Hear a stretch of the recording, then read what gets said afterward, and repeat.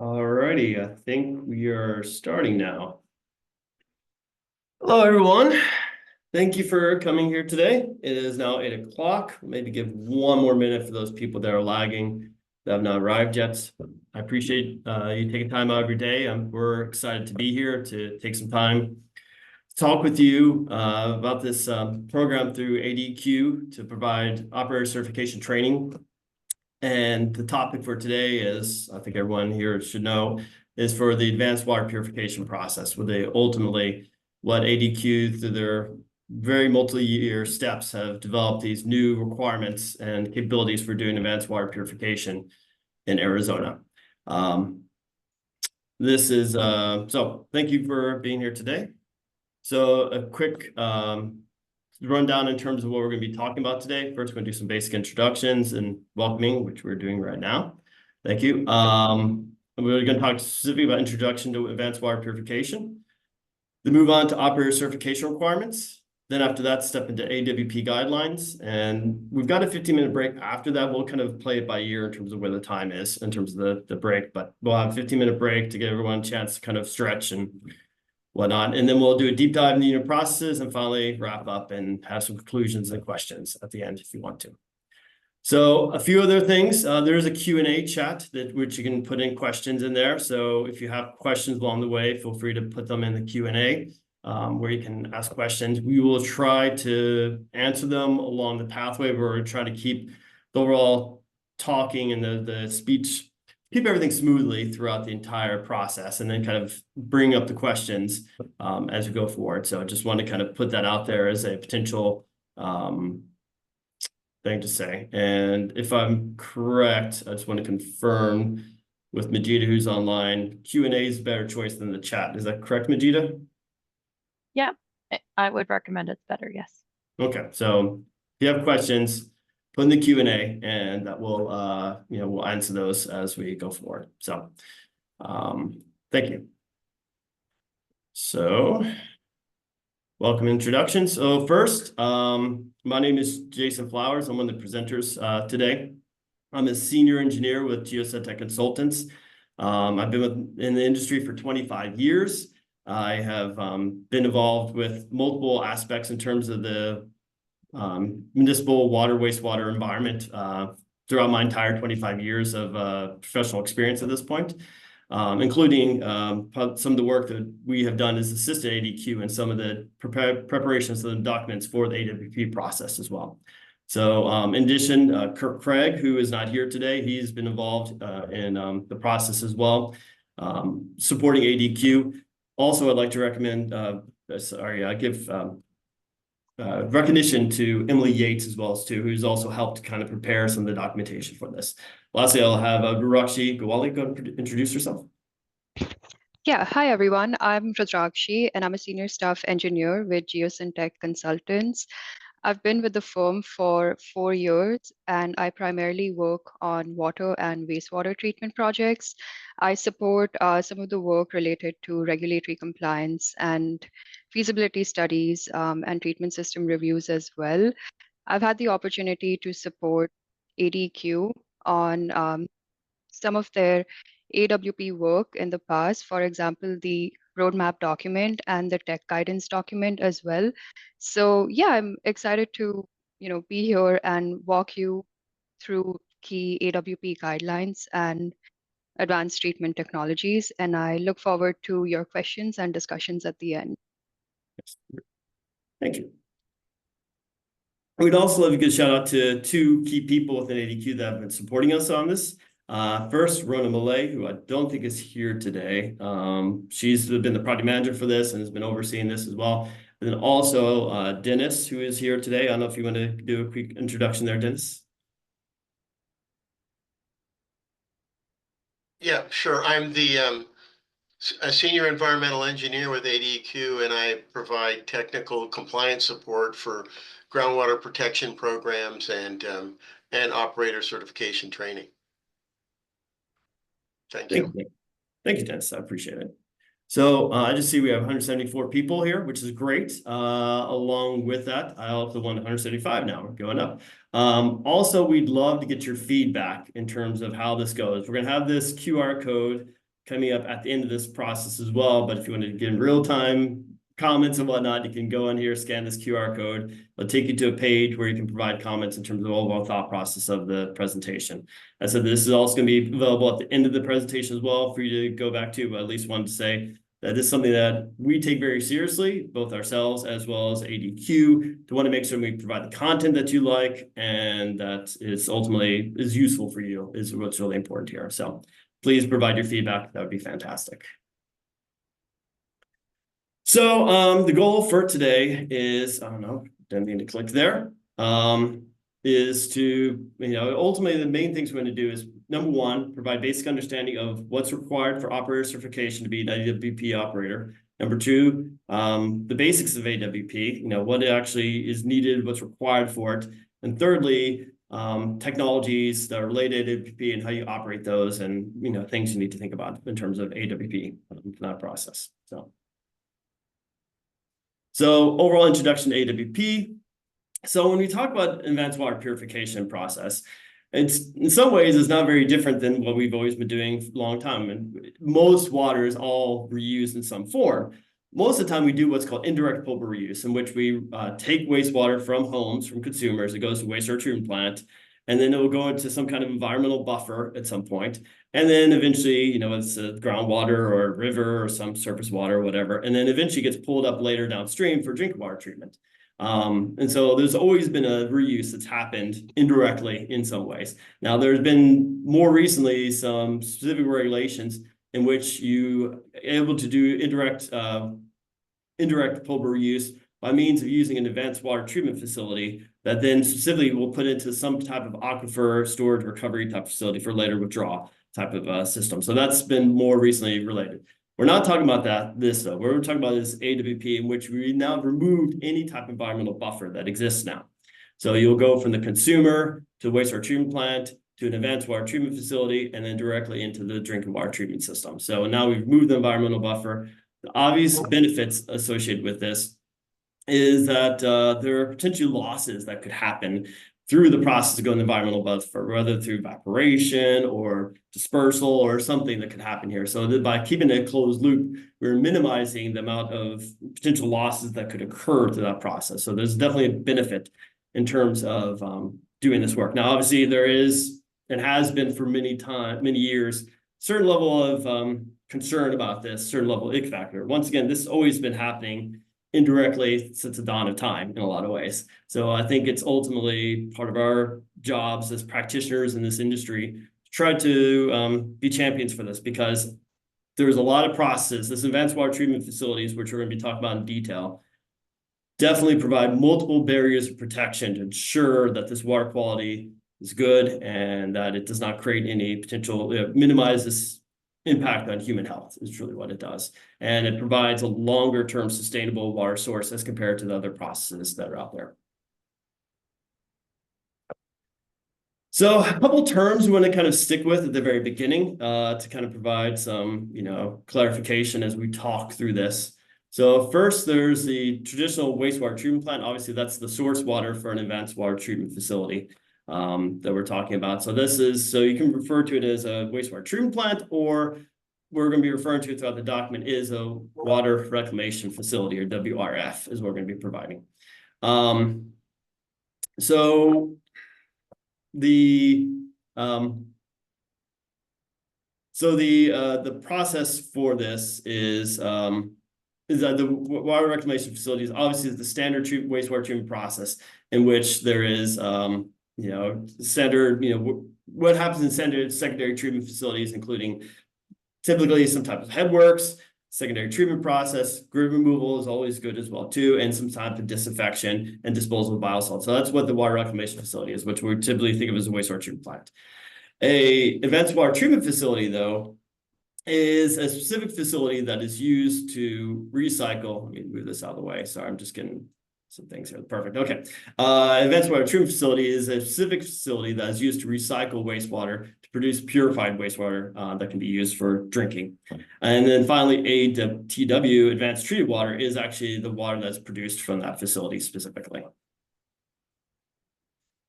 So in comparison, so another little terminology that we want to specifically think about is ATW, or advanced treated water, is the water that's produced from the facility. But once it gets into the distribution system, now we consider it finished water at this point. So this is kind of the threshold in which you move from advanced treatment of water to finished water is what happens there when it actually gets into the distribution system.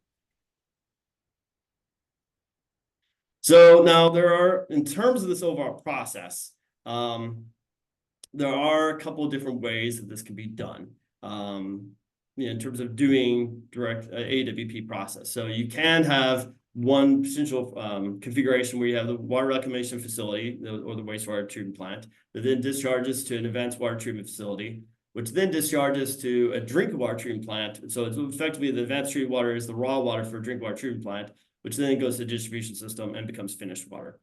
Now, this is one potential configuration. Most facilities that we are seeing actively being developed are actually skipping the drinking water treatment facility and using the advanced water treatment facility as the means to meet all the criteria that's needed to produce the finished water, or the water that can be used in the distribution system. So that is traditionally where most facilities are going to, in terms of going directly from the advanced water treatment facility to the distribution system and not being the raw water source for a drinking water treatment facility. So obviously, why this is important, clearly, Arizona has some water restrictions and some water scarcity that is happening now at this point. And we look at the potential sources of water that are used for drinking water in Arizona. So there's a few rivers that provide a source of Salton Verde River. There's obviously the Colorado River source as well too, and the groundwater, which is a smaller portion as well. So these sources are obviously become more scarce, and clearly we want to provide a more sustainable source to account for increased population and water demand that's happening in Arizona. And a lot of these other more traditional sources have inefficiency that can happen associated with them, the evaporation, as we mentioned before, or other general losses that can happen in the system. So that's why this is obviously important. So to address this, ADEQ has revised the Arizona Administrative Code to actually to allow for the inclusion of advanced water purification process as a method for producing water for Arizona. So it's specifically under Title 18, Chapter 9, Article 8, if you want to go. I know we all go read our AECs when we're trying to go to sleep. So it actually has a lot of good information there in terms of requirements. So specifically what's codified, but it's in the rules, specifically that is a good place to go to read if you really want to understand the very distinct minutiae associated with it. There are other guidance documents that are out there, including the AWP roadmap that has been produced by ADEQ as well. So those are all sources to do. But ultimately what this does is this regulations provide the regulatory program to ensure protection of public health, but based on the requirements that are included there, and also support facilities to be able to engage in this process as well too. So in terms of the rulemaking and whatnot, as I said, the final rule took in effect on March of this year. So it's officially present in the AEC location that I had mentioned before. So it officially would be added in May in terms of within the final AECs, but it's been approved and has taken effect in March at this point. So let's go on to how you can become an advanced water purification operator. So an advanced water purification operator, AWPO, as we're going to be referred to it throughout the rest of this presentation, is someone that first has passed the advanced water purification validation exam. So you pass the exam that's required for it. You meet the AWT qualifying experience, so it's advanced water treatment qualifying experience. So there's certain criteria we're going to be talking about later on in terms of that, what's required for that. Lastly, you need to be certified as either grade 3 or grade 4 drinking water operator, or grade 3 or grade 4 wastewater operator is what's required. So let's go through some more specific requirements here. So an AWPO is obviously an advanced water purification operator, is obviously responsible for making decisions and about the operational processes or system integrity of those systems, and also operating what we call critical control points, which are going to be important discussion point we're going to be discussing later on in the process to kind of help clarify all that. But that is kind of what their overall responsibilities are in terms of operating this system in AWTF. So what counts as a qualifying experience to be an AWT? So you need at least 1 year hands-on experience operating a system that has 3 AWT processes, and which we'll go through what those 3 different processes that meet that criteria, and a single AWT train. So you must operate 3 processes within a single train. Is what's minimally required in terms of the qualifying experience that's to become certified as an AWPO. So what is specifically qualifying experience? As I said, number 1, operating a pilot facility is counted as that. Number 2, operating an AWP demonstration facility also meets a requirement. Working as an apprenticeship under an AWPO on site at an AWP facility also counts as qualifying experience. Clearly, you need to pass the exam that's required for this as well. And there's other potential experience that could be approved by ADEQ as well too as part of this. So that's what's considered the qualifying experience for becoming under this certification requirement too.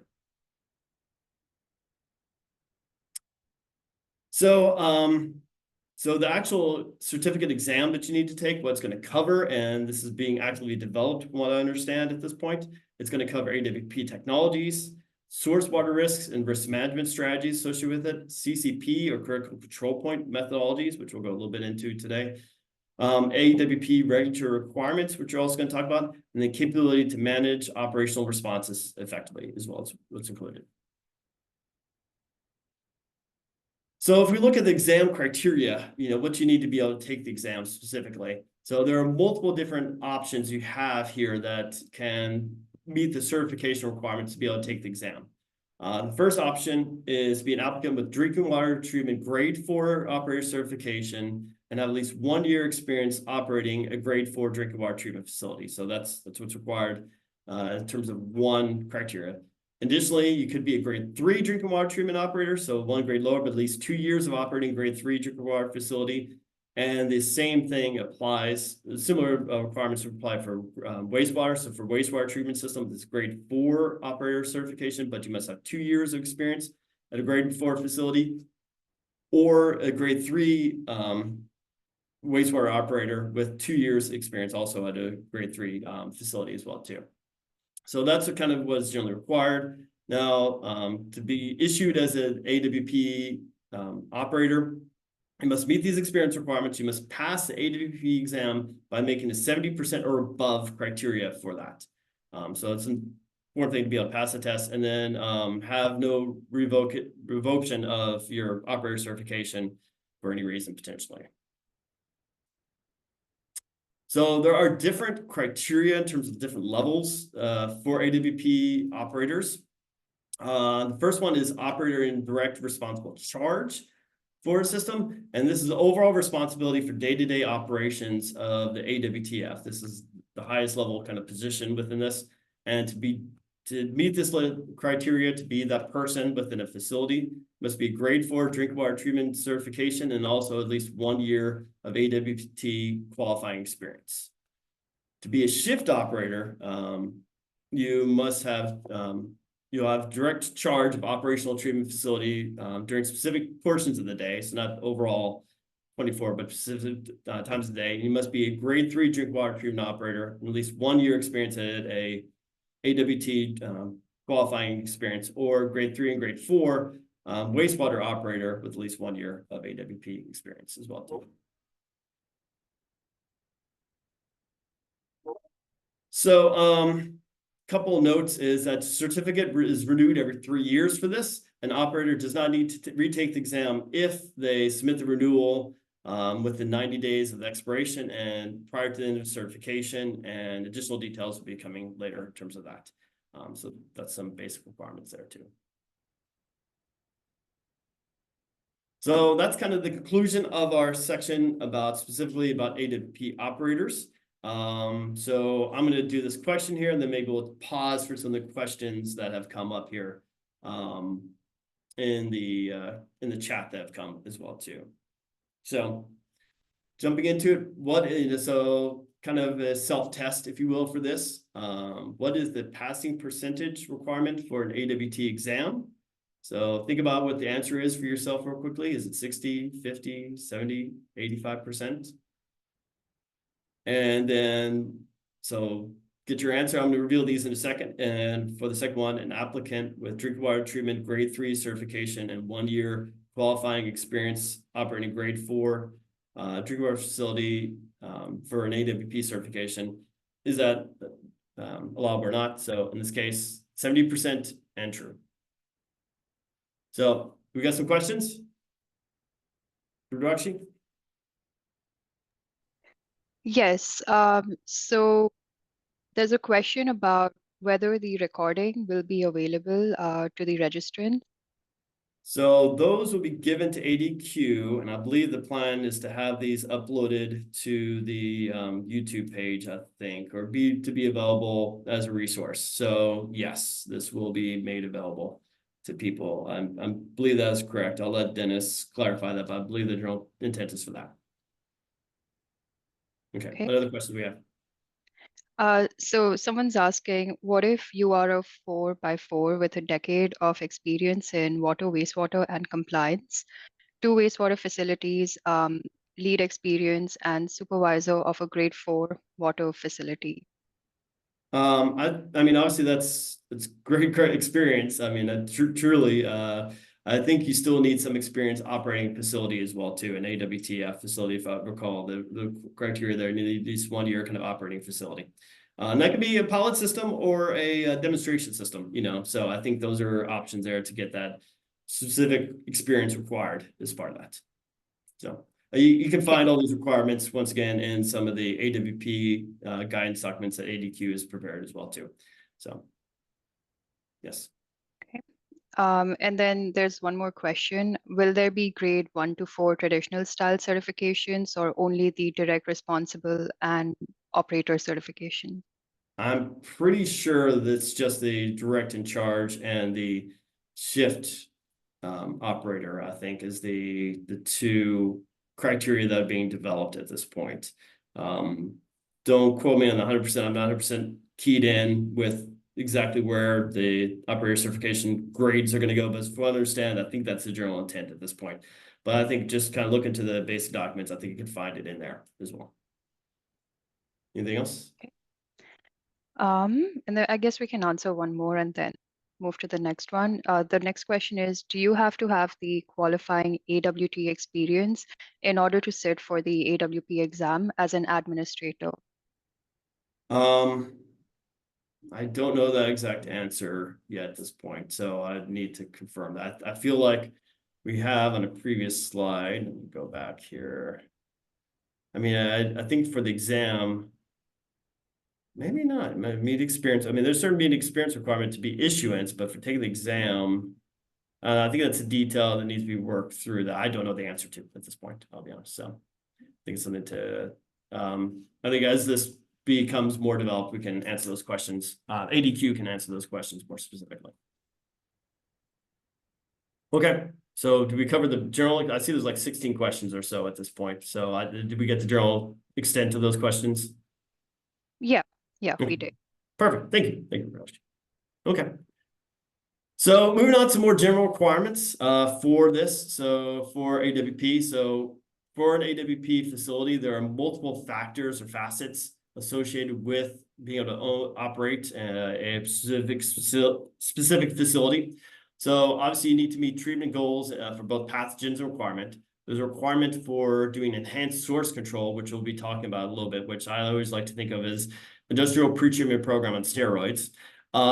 Then there's also, once again, multiple barrier treatment approach to deal with pathogens and chemicals, not only just meeting the goals, but having multiple barriers to ensure redundancy and protection of public health. There's also requirements for operation maintenance and monitoring. Obviously, maintain your system, monitoring it appropriately to ensure that everything's operating as it should is extremely important. So those are the very important part. And the last part is doing technical, managerial, and financial analysis, which is TMF, which is not covered in this presentation, but it's kind of somewhat of a similar framework that are available required for drinking water treatment facilities as well too. So when we think about pathogens, now obviously wastewater comes from humans, has multiple pathogens that could potentially cause human health impacts that are out there. But based on research and analysis, for AWP, for drinking water considerations in this criteria, the general consensus has come that these 3 pathogens are the key indicator organisms. Once again, there's multiple pathogens out there, but these are the 3 indicator organisms that if you remove these 3 and meet the criteria, the general protection for public health meets what is the standard of care that is needed for this. So that includes Giardia, Cryptosporidium, and viruses. So these are the 3 pathogens we're going to use as our indicator organisms. Similar to wastewater treatment plants, where we just monitor coliform of some form, whether that's fecal, total, or E. coli. Those are once again just indicator organisms. These are our indicator organisms we're going to be using for AWP to ensure protection of public health. So how do we ensure this? The first thing we do is it's not necessarily a specific quantification of a number of them. It's look at what we call log removal, which is a kind of an order of magnitude of removal that is required to deal with both our Giardia. So when you see this GCV, this is Giardia, crypto, and viruses. So it's ultimately measuring how much log removal you get in this in terms of overall like orders of magnitude. So to kind of get perspective, 1 log is removed down to the point where now 90% reduction of the previously present bacteria pathogens are down 90%. If we go 2 logs, we go to 99% reduction. 3 logs goes to 99.9% reduction, and so forth, as you can see on here. So that's what we're talking about, is moving in orders of magnitude of 10 each time we do 1 to 2 to 3 logs. To provide a kind of a better representation of this, imagine you have 1 million, bacteria or pathogens in your system here. Now, this is not 1 million here, but because it would fill up the screen and take up too many pages. But imagine you have 1 million. To do a 1 log reduction, we went from 1 million to 100,000. To do a 2 log, we went from 1 million to 10,000. For a 3 log, we're down to 1,000. 4 log, we're down to 100. 5 log, we're down to 10. So that kind of gives you the order of magnitude in terms of the overall reduction of pathogens that have been removed as part of this process here.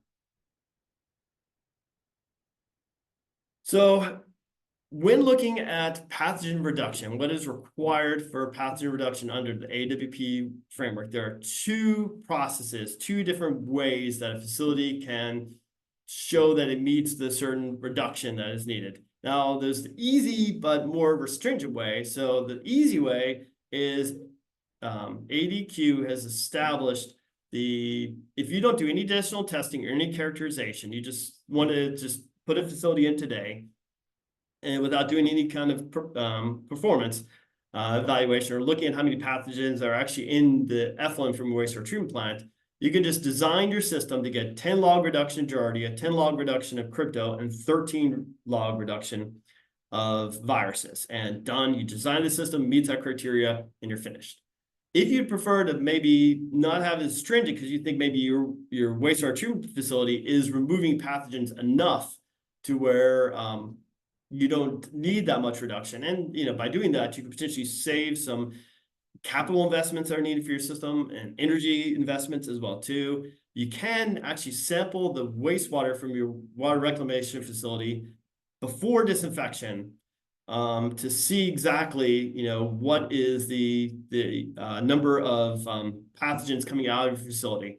And then by doing that, you then do what's called a QMRA, which is a quantification microbial risk assessment. I believe that's specifically how it's called, in which it does a whole statistical analysis to determine, okay, what is the actual log reduction that you need to meet to protect public health based upon a certain risk factor associated with that, hence the risk assessment portion of that. To do that, you must do at least 2 years of pathogen sampling, take a sample daily for a month, and then 1 sample taken once a month for an additional 23 months is what's required.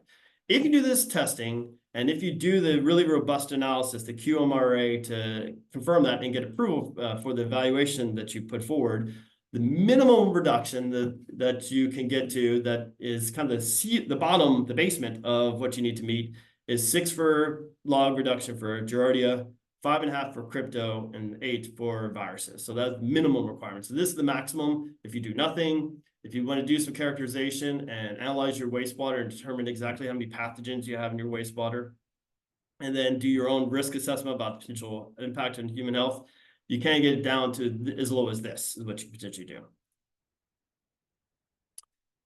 So when we think about monitoring of chemicals, and so that's for pathogens. So moving on to chemicals, though, let's talk about the different approaches for monitoring chemicals. There are 3 tiers of chemical constituents that you need to monitor here. Number 1 is your tier 1s, which are your safe drinking water regulated compounds. We're talking about your MCLs and secondary MCLs. Those you must meet and must track in terms of your overall criteria.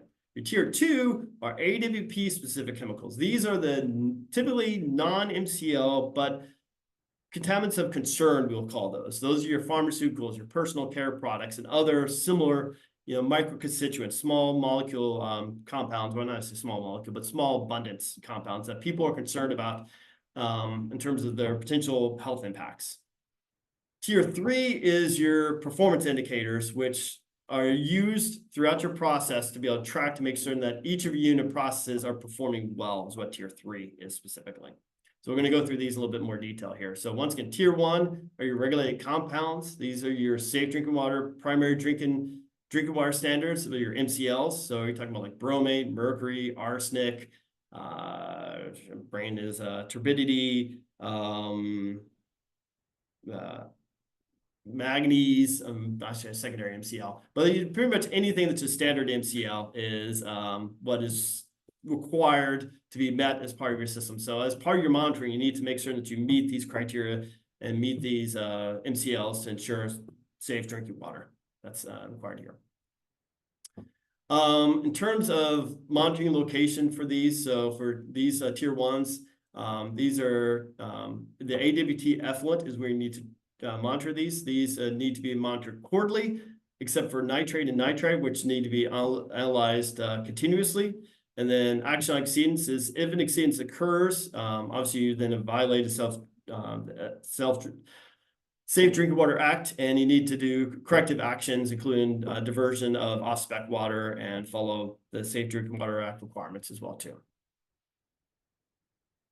So for tier 2, once again, these are the contaminants that are not directly regulated by the Safe Drinking Water Act, but obviously have been identified as potential contaminants of concern.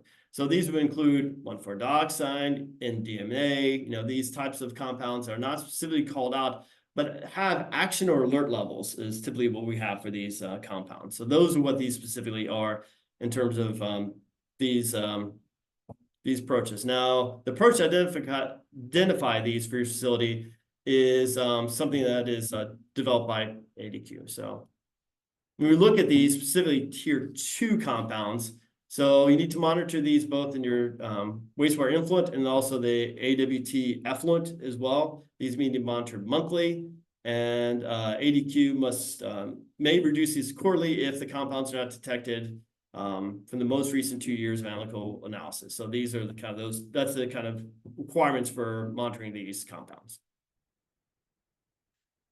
So in terms of let's see if I can move this out of the way. It's driving me. So in terms of response to detection of a tier 3. So first you need to do a confirmation sample within 24 hours to confirm exceedance. And then if you do the exceedance of an action level that is required, you need to do a basic response, which includes increase your monitoring frequency is what's needed to be done.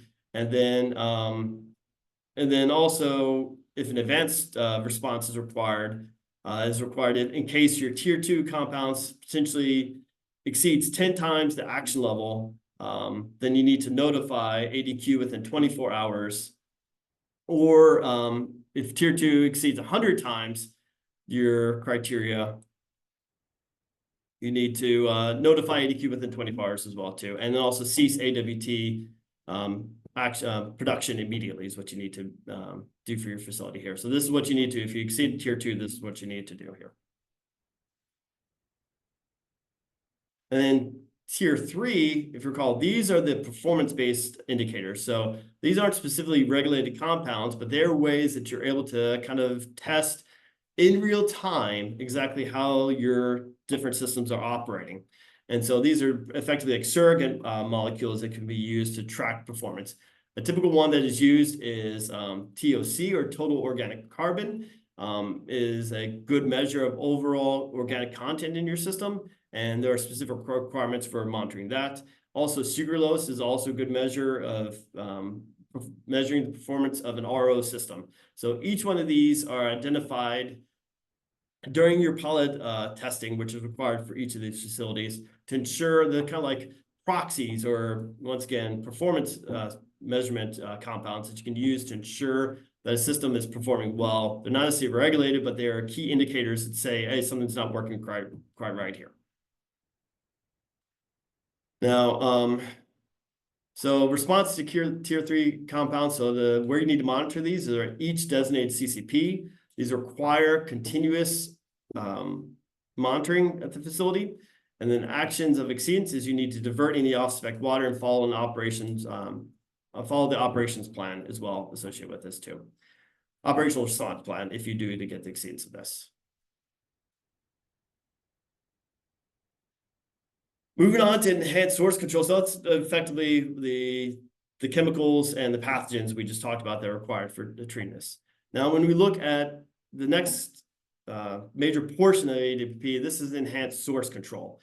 And so this is effectively, as I mentioned before, kind of a way in which you are doing an industrial pretreatment program on steroids. Clearly, industrial dischargers to a system in which you're doing advanced water treatment facility can potentially have a very acute risk to the product, the water that's produced from a system.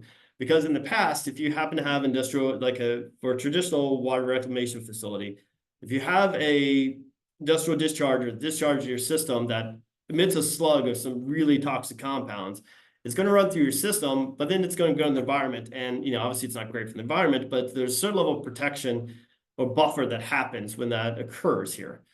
With AWP, though, we've removed that environmental buffer at this point. And so any potential discharge of a compound of concern that is discharged into the system, that can go directly into the drink water system if not tracked. So in response to this higher increased risk associated with industrial pretreatment program, industrial users discharging to your system, there's a higher level of response that's required and monitoring that's required associated with this. So we're talking more specifically about what's required for this. So the main components of enhanced source control is first, again, regulatory authority, which most systems should have, where you have stated within your sewer use ordinances that you have authority to regulate this. You're also monitoring and assessment of non-domestic discharges. You need to monitor your industrial users, do chemical and discharge inventory to know exactly what chemicals are used at the facilities. And then if you happen to have, I guess these, maybe not. If you do have a source, if you do have potential concern, then doing source investigations to figure out the potential sources of compounds that could be in your system. Developing early warning systems, whether that's something within your distribution system that could be monitoring or some other way to kind of get an early initial signal that something's going wrong in your system. Ultimately, then there's also a requirement for doing reductions and elimination of potential pollutants in your system. Dealing with also having a septic hauler control program, because we know they can potentially discharge some compounds that are of concern. And then ultimately having a response plans of potential industrial dischargers discharging something that is not allowable in your system as well too.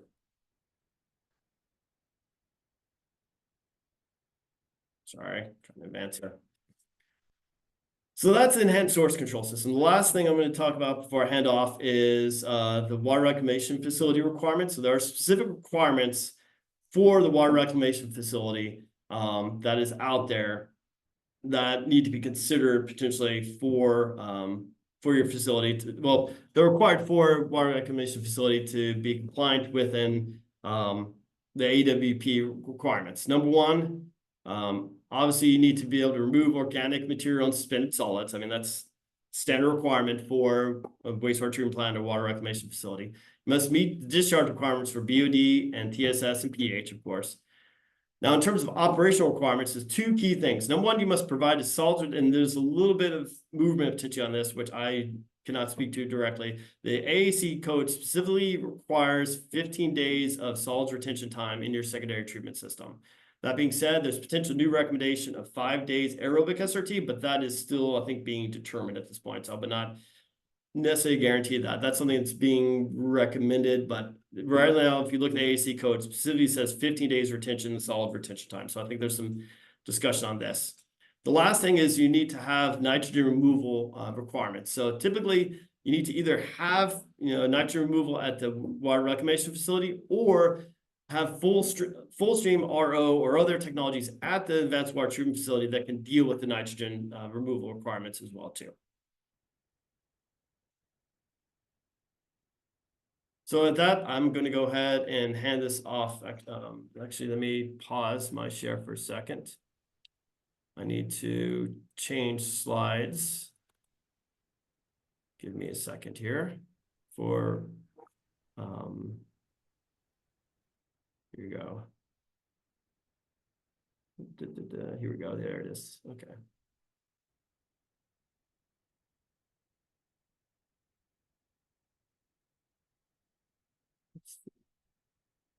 No, not that. Give me a second here, just doing some administrative stuff here. Downloading another copy. This document from my colleague who will be presenting the next portion.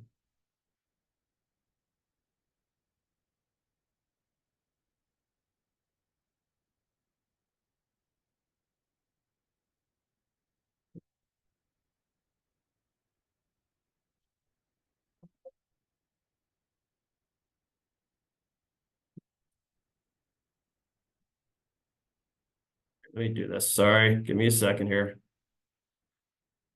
Do it this way instead.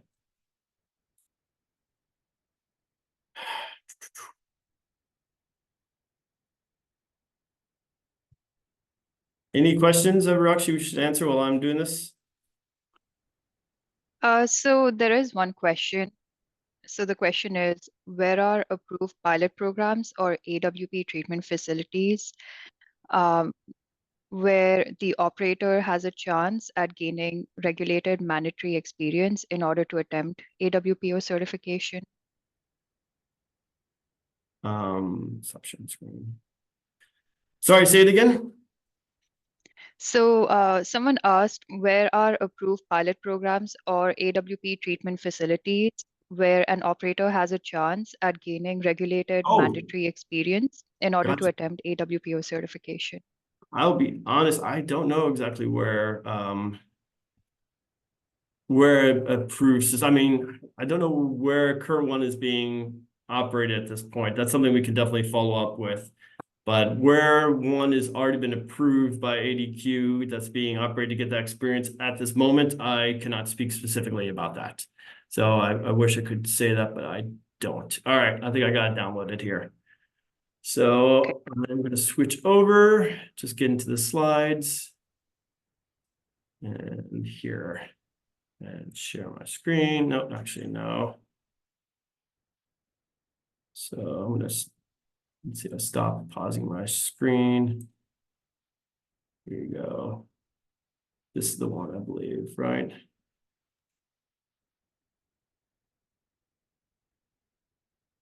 Let's see, I just want to make certain of. All righty.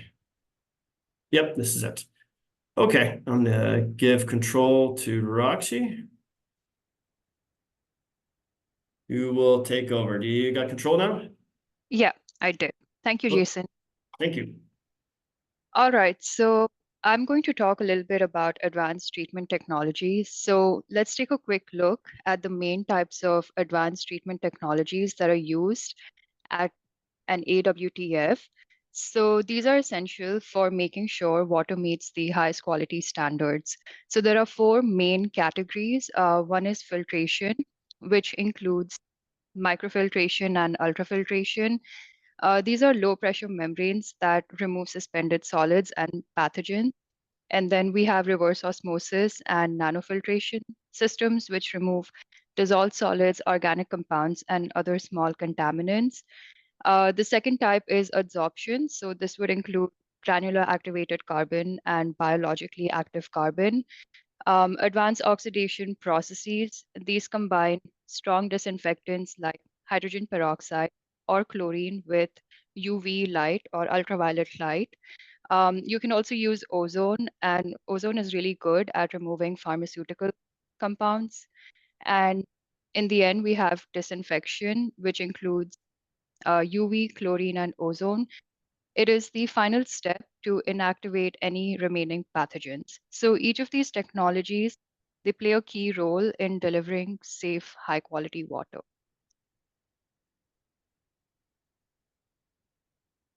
Okay, so this slide compares treatment trains, which are RO based and non-RO based. RO based systems, they're typically used when you want high TDS removal. And so if you want to improve the taste or reduce corrosion in the distribution system, that's most likely when RO systems are used. However, RO systems also come with higher costs due to energy use and brine disposal. Additionally, with RO-based treatment trains, post-stabilization chemicals are required due to low alkalinity and calcium in the permeate water, which can make the water corrosive and it can corrode the downstream infrastructure like pipes and reservoirs. Non-RO systems, on the other hand, are better suited when TDS removal isn't the main goal. They are more cost effective and don't require post-treatment stabilization. And they're also simpler to operate. So if TDS is a concern, it's recommended that you go with a RO system.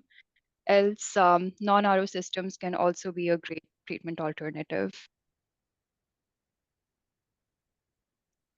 So this is so at the AWTF, a multi-barrier treatment approach is used where you combine several technologies to remove pathogens and chemicals. So there are two types, like we discussed. There's RO-based and non-RO-based. So this is an example treatment train. The treatment train that you would use would be site-specific and based on the site's treatment goals. So this is an example. So we can take a look at the RO base, which starts with the ozone bag. Um, the ozone bag breaks down biodegradable organics. It's followed by a microfiltration and ultrafiltration system, which removes pathogens. RO eliminates dissolved solids and chemical contaminants. It's followed by UV AOP, which removes uh, pathogens, 1,4-dioxane and NDMA. And lastly, we have secondary disinfection, which protects water in storage and distribution. For the non-RO based treatment train, it's a similar train, just that the RO is replaced with granular activated carbon, followed by an ultrafiltration system. So this lowers cost, and it's still efficient without the operational burden of using a RO system.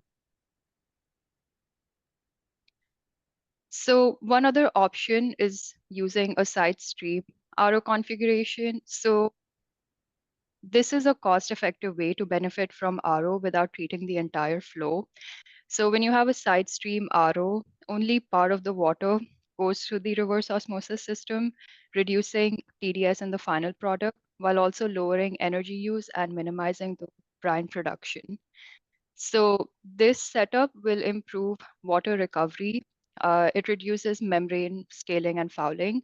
It extends the equipment life and polishes the water before UV AOP, which improves the effectiveness of the UV AOP system.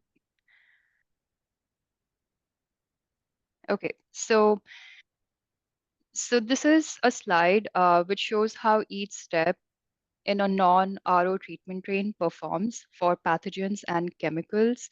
So for pathogens, we have log removal value, as Jason mentioned earlier. Um, the higher the value, the better removal. So viruses are primarily removed by UV AOP and disinfection. You can get up to 6 log removal for UV AOP for viruses and through secondary disinfection as well. Giardia and Cryptosporidium are removed by MBR and ultrafiltration system. And just to make a note, this MBR system is part of the water reclamation facility. The advanced water treatment facility starts at the ozone bag. So just wanted to clarify that. And then for chemicals, GAC, UV, AOP are effective for NDMA and taste and odor compounds. And then as you can see, TDS is not removed effectively through this treatment train. So this is an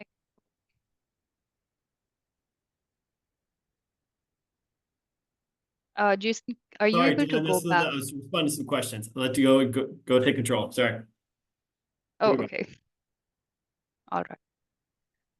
Okay, so this is the RO-based treatment train. So RO is very effective, as you can see, for TDS removal and most trace chemicals. Taste and odor compounds are removed by ozone back and RO. And again, UV AOP performs very well for contaminants like NDMA and 1,4-dioxane. So this table highlights how critical RO and UV AOP are for chemical removal in portable reuse systems as well as TDS.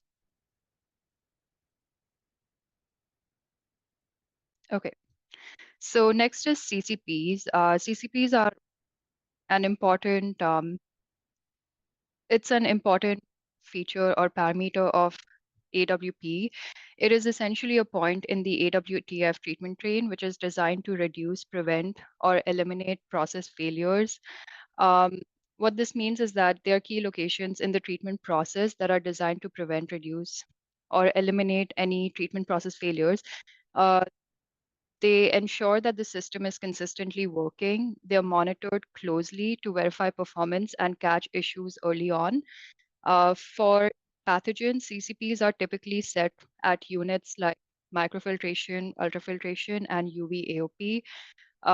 MF and UF are good CCPs for pathogens such as Cryptosporidium and Giardia, whereas for chemicals, RO often serves as the CCP. So CCPs ensure that the system stays within safe operational limits and helps operators maintain water quality at all times.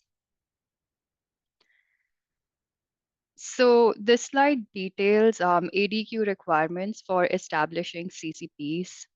For pathogens, ADEQ requires that there's one filtration CCP per Giardia, Cryptosporidium, and viruses, and there's one disinfection CCP. It can be either chemical or physical destruction per pathogen, and at a minimum, a log removal value of 0.5 is awarded to individual pathogen treatment barrier, and each treatment barrier can be credited with a maximum of 6 log removal. And for chemicals, ADEQ requires 3 different treatment processes, each using a unique removal mechanism like adsorption, separation, filtration. And out of these, one of them must be a AOP, plus it should include a physical separation. So each chemical barrier will have a CCP with its monitoring. So yeah, so this example shows how CCPs are implemented per ADEQ guidelines.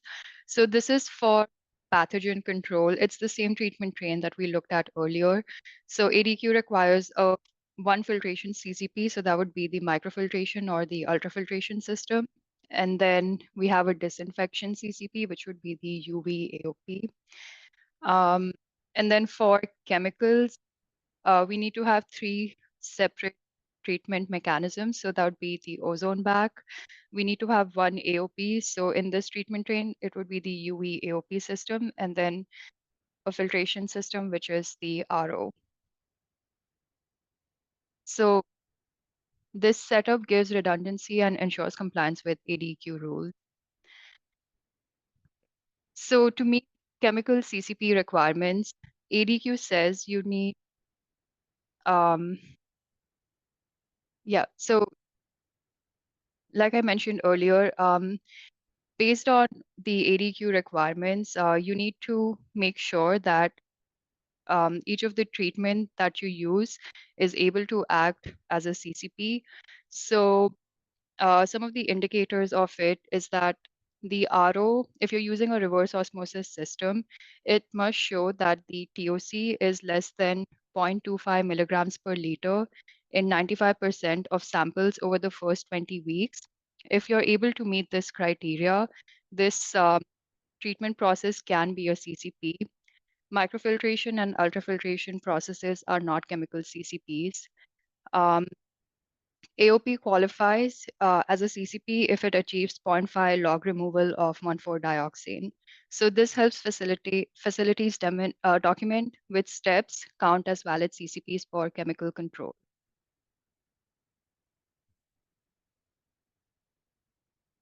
Okay, so here's what you need to monitor at a minimum for each technology to make sure that your treatment system, the treatment process is working well. So for microfiltration and ultrafiltration system, you need to monitor the flow rate and conduct daily pressure decay tests. And we'll talk about some of these terms more in detail later on in the presentation. You need to, for high pressure membranes such as reverse osmosis and nanofiltration, you need to monitor for turbidity, conductivity in the feed and permeate water and the flow rate. For the biologically active carbon, you need to measure the turbidity and flow rate, and then you need to measure the flow rate for ozone as well. For UV AOP systems, you should monitor for parameters such as lamp intensity, UV transmittance, lamp status, and flow rate. And then for GAC, you should measure the flow rate. So yeah. So the next topic is engineered storage buffer, or ESB. So ESB provides retention time after the advanced water treatment facility. It's optional under ADEQ, but it is recommended because it has certain benefits associated with it. So some of the benefits include that it gives you time to test your water quality. It gives you space to hold water in case there's an exceedance of a COC or pathogen. Um, there's also a chance to respond to real-time issues. So if an engineered storage buffer is not used, the facility must ensure that strong process controls for water quality assurance is present.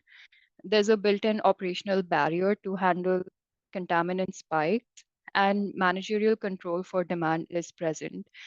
Um, Additionally, if the facility does decide to use an engineered storage buffer, the volume of it must be justified and the design must minimize short circuiting, so short circuiting happens when water moves too quickly through a treatment system. So you don't get, so the water does not spend enough time in each treatment stage. So these are the two things that they need to keep in mind if ESB is used. Okay, so that was the end of part 1 of the presentation. We talked about the overview of advanced water purification, and we have a few technologies that we'll be talking about after this. So Jason, do you want to do a quick Q&A and do a break before the next round of technologies? Yeah, sorry, that's what I was going through and just messed up the screen here. I was trying to go through these. So one question, let me go through these, is would UV be less effective with non-RO base due to higher occurrence of TDS in the water? That's one question. I'm sorry, can you repeat the question? Would UV be less effective with no RO base due to higher occurrence of TDS in the water? That is possible because UV does, I mean, for UV, you need to have like a high UVT. And generally, when you use a RO system upstream, you can get really good quality water. So I guess if you're using a UV system, having a RO is great. But if you're not adding a RO, then having other treatment systems like GAC followed by ultrafiltration, to reduce the TDS or improve the water quality would be a good option. Okay.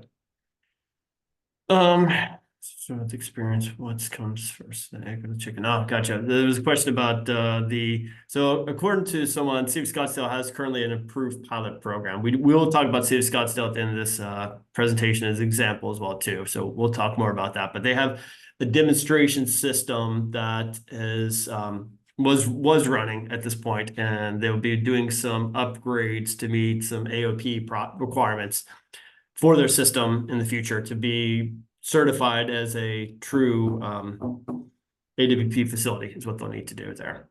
I think that is all the questions there at this point. Okay, sounds good. Yep. Okay. Sorry, I was messing with the pages because I was looking at the questions before. So where were you at specifically, I guess, before sorry, I'm trying to hide these questions out. There you go. All right. Did you want to ask a question? Yeah, so Yep. we have some quiz questions for the audience. You can put down the answers in the chat or the Q&A. So the first question is, what are the 3 pathogens of concern in advanced water purification? Is it Giardia, Cryptosporidium viruses, or Giardia futon viruses, or bacteria, viruses, and E. coli? And then the second one is, where is enhanced source control performed? For AWP, is it at the influent or effluent of the water reclamation facility, or is it at the influent of the AWTF? And then are microfiltration and ultrafiltration CCPs of chemicals? Is this statement true or false? Okay, so we're getting answers. That is correct. The answer to the first question is Giardia, Cryptosporidium, and viruses. These are the 3 main pathogens that are monitored for in an AWP facility. And then for enhanced source control, the enhanced source control is performed at the influent of the water reclamation facility, and also the water reclamation facilities have the regulatory authority to perform it. So they are in charge of performing enhanced source control. And then microfiltration and ultrafiltrations are not CCPs of chemicals. They're CCPs of pathogens. You can get up to 4 log removals of Giardia and Cryptosporidium for through microfiltration and ultrafiltration system. And yeah, that's it. The next topic is that we'll be diving deep into treatment technologies like granular activated carbon, high pressure, low pressure membranes, UV AOP, and ozone bath. All right, switching to my presentation now. Let's see.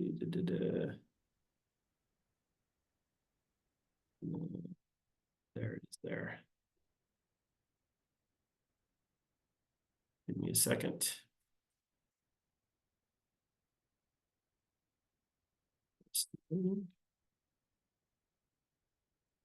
Okay, got it. Let's now share. Share. That's the one. All right, does everyone see my full screen? Yeah, we can see it. Great, perfect. Okay, so now we're going to move on to specific technologies. Kind of talked about the basics of AWP, talked about the basic requirements. We talked a little bit about different treatment trains that are needed for this process. Now we're going to go to each of the individual unit processes that are, part of the potential treatment train for an AWT system and talk about their basics, how they operate, things you need to monitor for them, how they're designed, all these things so you can understand what they do and how they operate as in terms of operation. So the first one we're going to talk about is granular activated carbon. So move forward. And so granular activated carbon is an absorption media. So it's actually a media that it's not a filtration process where you're removing particles, material by just the size exclusion like a sand filter of any form. It's actually a bond that happens at the surface with different compounds based upon their affinity to them that can then be removed through that process here. So absorption can remove, organic contaminants, taste and odor compounds, residual oxidants, as may be needed, as we'll talk about later. Disinfection byproducts is not, because it's a chemical reaction, it's not an absorption like a chemical bond happens. It's not good for removing pathogens, so in this case.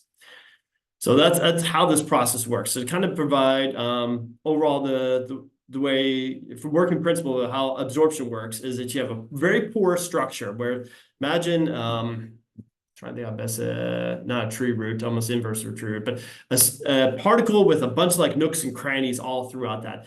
Those nooks and crannies in the surface provide a bunch of high levels of surface area in which molecules that are soluble can get into those nooks and crannies and find spots to bind and not leave the facility, leave the structure.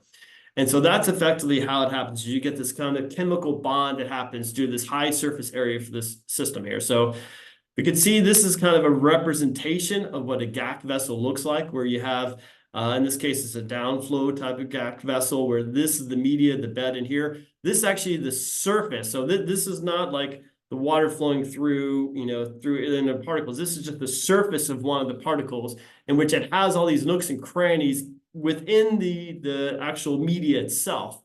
And so these little particles here are just effectively chemicals, that not actual physical particles, but chemicals that will then find their way into the nooks and crannies of the GAC media and will find a binding site where it'll then combine to it and will not leave due to chemical interaction that happens there. And that's effectively is the mechanism that's happening here, is that water flows through this bed of granular activated carbon. It will then find its way into these nooks and crannies of the granular activated carbon and will just bind to it through a chemical bond, a loose chemical bond will bind to it and will then stay there. And that's how you effectively remove it. It's not a physical filtration, but we call it absorption, actually a chemical binding to the site. And so what effectively happens, though, is as the water flows through the GAC vessel, you almost have a moving front as you really think about it. Like initially, this portion of the GAC media becomes bound up. And then once that gets bound up, then the part of the chemicals are moved further down, and you have this moving front where eventually all the active binding sites within this media will be taken up, at which point the site is exhausted, the GAC media in the vessel is exhausted, and you'll get breakthrough where chemicals will find their way out of the system. So that's the process that is occurring in granular activated carbon systems, is that it effectively moves through the bed where it finds binding sites until all the binding sites in the bed are consumed, and then you'll get a breakthrough that happens. At which point then the media is considered spent or exhausted, and you need to remove it and replace it with new media is what you need to do for this process. So when we think about the key parameters that are required to ensure good performance of granular activated carbon, one of the key ones is what we call empty bed contact time. Effectively, that is the amount of time that the water travels through this bed of media. So is the volume of the reactor divided by the flow rate of the reactor in terms of volume per minute, or gallons per minute, or feet cube per minute, whatever you want to use. And so effectively it's minutes. So it's how long the water actually stays bound to it. And the reason why that's important is different compounds have different affinity to the GAC material. So some of them will jump onto it and will bind with it really quickly, and it's done. And that's great. But say one of your compounds that you're really worried about is something that doesn't bind really fast to it. It is a slower bonding, and this is just based upon the basics of the chemistry. You want to ensure that there's enough time, enough reaction time, if you will, or exposure time, that molecule has time to bind to that. And so you want to ensure when you design these systems, and part of the process in terms of the planning for the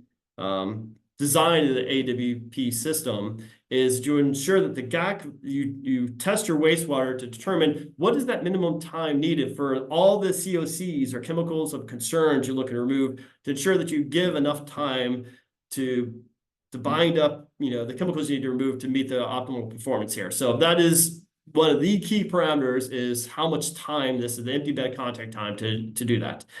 Obviously, increasing the, as you ultimately, if you decrease the time, then if you have a certain minimum antibiotic contact time, but you decrease the amount of time exposed, you can get a potential breakthrough that happens because those target molecules do not have enough time to bind and they'll get their way through.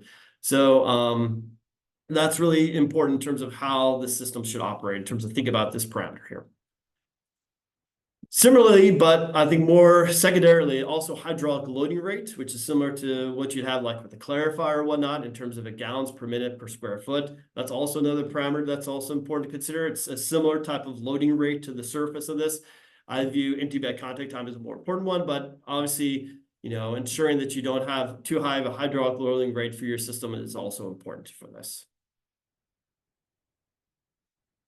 Now, while, as I said, all of this process that we're talking about here is an absorption process, chemical process. That doesn't mean that you will not get solids being retained in this, because there may be some particles that make it into the influent of the GAC vessel that will then find, a spot in between the GAC media to get stuck there. And if that happens, then the media, the area becomes clogged, and that has a couple of different issues that happen. Number one, the more clogged the filter gets, the more pressure drop that you have across it. So the pressure on the outlet is less than the pressure on the inlet. And depending upon your downstream sources, you may need some of that pressure for the further operations. That's one operational concern.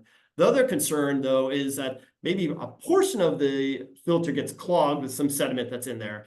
What that then does is water doesn't want to go through there, go through another portion of the GAC, and you get a preferential flow, and then as a result, you're not getting full flow through the GAC system. And so as a result, one side of the vessel may get exposed to a lot of water, where the other side does not, and you may get a premature breakthrough that happens here. So because of that concern, periodically backwashing of the GAC media is important to remove those retained solids, to flush them out, so that when water is loaded into the system, you get nice evenly distribution of water through the entire GAC media to prevent potential short-circuiting events that could happen here. So it's an important operational thing to consider. And typically you just monitor this by looking at the pressure drop across the vessel. If you start seeing higher pressure drops, like the pressure from the inlet to the pressure of the outlet starts getting to a certain level, then you will then say, okay, it's time to backwash then. Sometimes you can do it based on a pressure gauge, or sometimes it's just a standard time frequency, like every day or every 12 hours, whatever case may be, where you want to do a periodic backwash of the system, just to kind of remove any sediment that may be present there. Another important thing that in terms of operation is you can kind of have two different ways to configure GAC vessels. You can do it in parallel, where the water splits and you send the water through two independent GAC vessels. I typically do not prefer that operation. I prefer what we call lead lag, in which you first have water flow into one vessel, which is the lead vessel. And then once it exits the lead vessel, then go into the next vessel, which is your lag vessel. The benefits to this operation is that the first vessel receives the water first and removes most of the contaminants. You then track the effluent of that lead vessel. So you take a sample after the lead vessel. And once you start seeing breakthrough of your contaminant of concern in that effluent from the lead vessel, then you know that that particular vessel is spent and you need to replace it. But you still have the vessel on the back end, the lag vessel, to remove any of those compounds to ensure you protect the public health. At which point you'll then switch the lag vessel, then becomes your lead vessel. And then you'll just take the lead vessel that was earlier, take out the GAC media, put in fresh new GAC media, and now that becomes your lag vessel. So now you switch the order of those. So now that you can then feed water first through the original lag vessel, which is now your lead, which has it still has a lot of capacity, maybe a little bit's taken up, but still has a lot of capacity. And that is the one that you then monitor the effluent from that. And then, you have the old lead vessel as the backup now, or the lag vessel, and that is fresh and ready to absorb any water, any contaminants that break through. So there's a certain preferred operation from that way in terms of protection of public health that's suggested through this. So in this type of configuration here, you can see that you have two vessels in which there's multiple different options for opening, closing valves to switch between one being a lead vessel, one being the lag vessel, and vice versa. So this one gets spent, you eventually then change it out. So this becomes your lead vessel, and then this one will be your lag vessel, and you just put new media in here once it's spent. So that's the way that you can kind of switch operations to provide a good, safe performance for these systems here. So now in terms of activated carbon, there are two different ways that these can be implemented. One is a pressure-driven system, which is mostly the way I'm familiar with, but there's also gravity-fed systems. Pressure-driven systems are in which you have it in a GAC vessel of some form like this, in which the media is inside here, and you're pushing the water through the filtration system, through the GAC media. Nice is this is compact design, and that also it handles higher flow rates through the system, and also it's a low feed volume that happens here. With the gravity-fed system, though, the water flows through the bed by gravity, so it's kind of, you pump it into here and it flows naturally by gravity through the system. You've got open top design. It has a lower flow rate, but in high volume feed, but it's a little bit less, once again, you don't need the pressure to push through it as much with this design. So there's a couple of different ones. I historically see the pressure-driven systems, but there are also gravity-fed systems out there as well, too. So we've been talking about this media, this mysterious media that we talked about. What is it actually made of? Well, there's multiple different sources that could be used to make this media. There's coal, there's coconut shells, there's subbituminous coal, there's lignite, there's peat, there's wood. All these materials are specifically treated through a process that turns it into granular activated carbon. But each one of these different GAC media have slightly different affinity for the absorption process that we meant before. So one of the key designs when you're looking for your system is understanding which specific type of source for the GAC media is useful and best performance for the particular compounds you're looking to remove. And that should all be determined based upon testing that you do at the early stages of your pilot testing. So you identify, okay, this is the best media to use for your system here.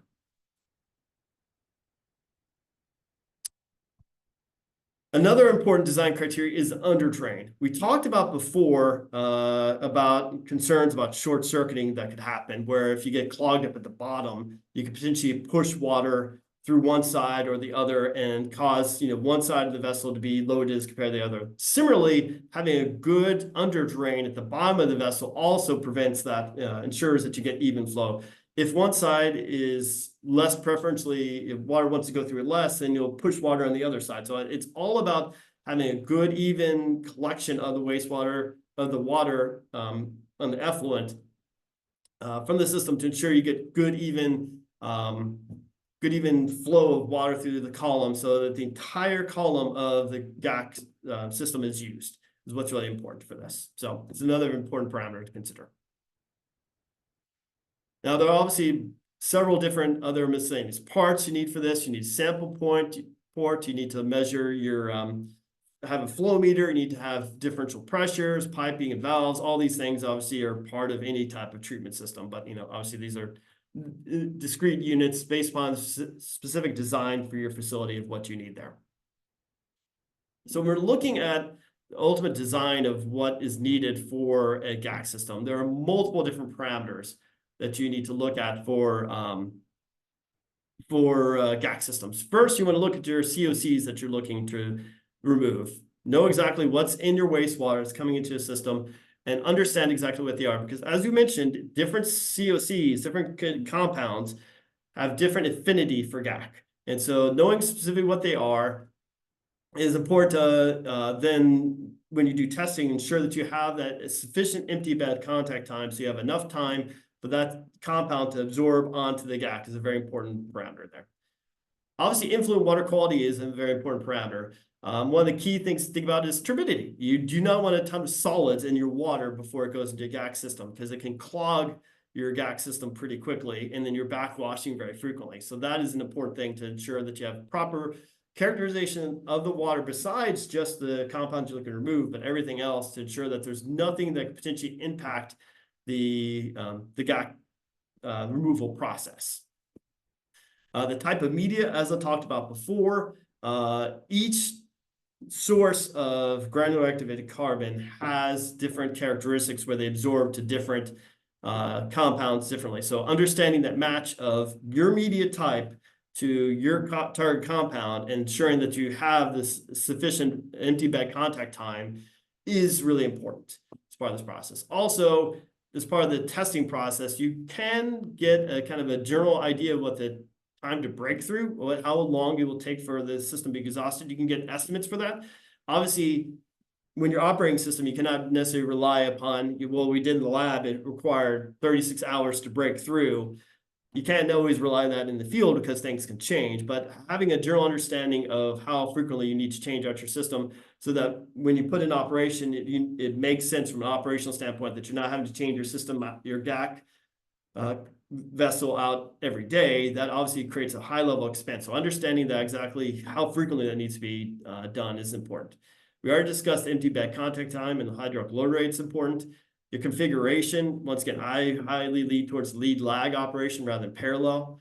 You also want to think about how frequently you need to backwash. That's somewhat reliant upon the water quality considerations for your system, and then also considering the operational pressure and flow rate for your system is important as well too.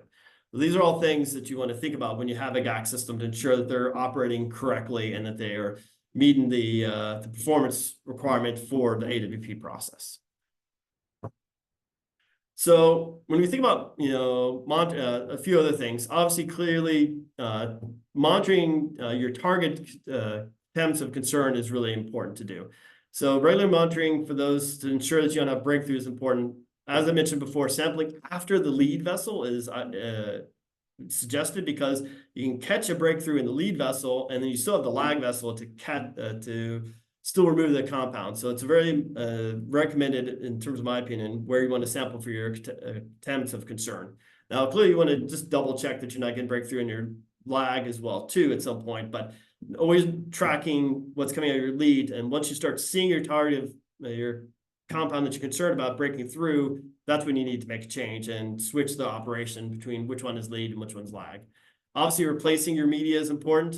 Once one becomes expend, you need to remove that media and put in brand new media to replace it. So that's an important thing. And then you need to properly dispose that granular activated carbon media once it's spent as well too. Empty bed, contact time, and hydraulic loading rate. We talked about those, ensuring that you have the proper time of exposure so that you have the COC removal that you're looking for is obviously very important here as well too. So in terms of, move this real quickly, sorry. So in terms of operational guidance, so clearly for system monitoring, some things that you want to pay attention to is, as I mentioned before, the differential pressure, the pressure coming in and coming out of the vessel. You're going to measure that over time. Once that pressure gets too high, that suggests that fouling is happening or clogging is happening. And so at that point, you want to then consider doing a backwash, and also conduct real-time monitoring online to respond to exceeds. So tracking, if you can, finding ways to do some monitoring of the compounds of concern. The real-time monitoring is also important too. And then backwash the media, we kind of discussed that as well.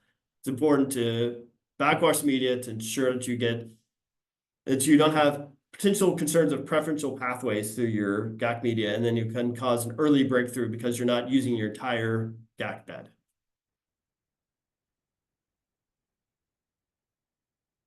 So when we think about GAC and as a CCP, a couple of things that are good indicators for them. So total organic carbon, tracking that is important. So tracking the influent and effluent TOC, that obviously removes how much organic removal that is happening across the system. And the way to monitor that is through a TOC analyzer that can be put on your system. That's important. Tracking your breakthrough point. So obviously that indicates if you get a breakthrough in your GAC media, that suggests that your system is exhausted, your media is exhausted, and you obviously monitor that by collecting samples after your GAC vessels. Once again, recommend sampling after the lead vessel and not the lag vessel. Pressure drop across the vessels, obviously that can suggest clogging or fouling that happens. And so pressure sensors is the way to track that, ensure that you are not having too high of a pressure drop and not causing clogging in your system is important. And then the hydraulic loading rate and the empty bed contact time, these are obviously ensuring that you have certain required time for the absorption process. So the way you monitor that is through flow meters feeding into the vessels. You can monitor them, both of those as well too. So quiz question. So that's the end of our GAC system. So what is the working principle of GAC? Is it absorption, filtration, separation, or adsorption? And then what does pressure drop across a GAC vessel signify? So put your questions in the chat. Your answers in the chat, I should say. In the Q&A, I should say.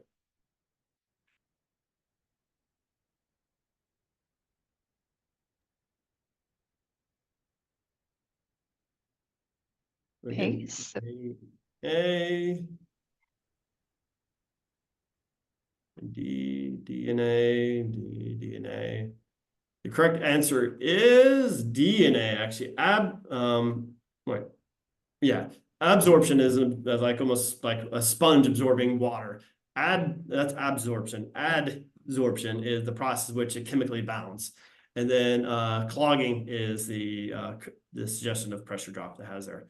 So we've gone through those. Any questions we need to answer as we finish the section?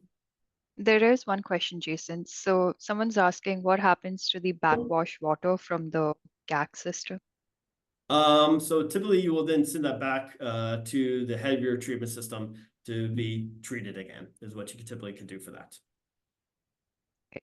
So That's the only question. That's okay. it. Great.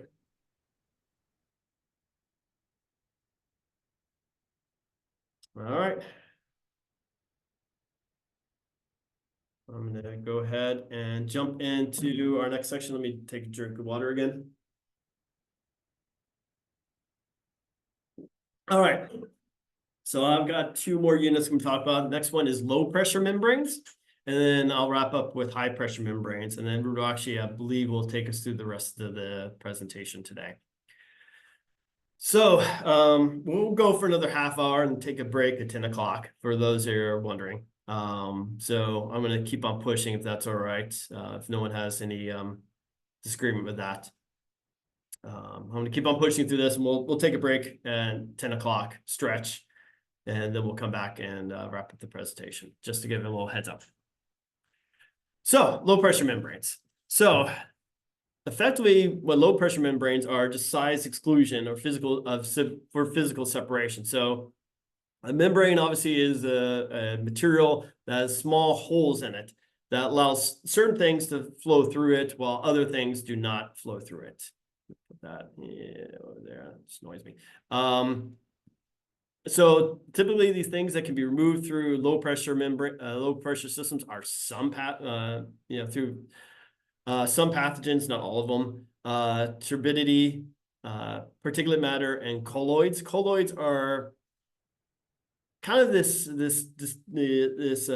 state of particles that are so small that they do not settle naturally, but they're not dissolved. So they're just kind of this suspension of particle that is kind of in between a particulate and a soluble compound is what a colloid is. So once again, so small that they will not settle. They just kind of bounce around in the water and never settle, but they are not fully dissolved. They're actually still suspended material. So that's what these types of physical exclusion type of processes can occur. Now we'll talk more specifically about low pressure and high pressure membranes, about what they can remove in terms of pathogens and chemicals. We'll go into that more detail, but general size exclusion can do some of these things, as we'll talk about here.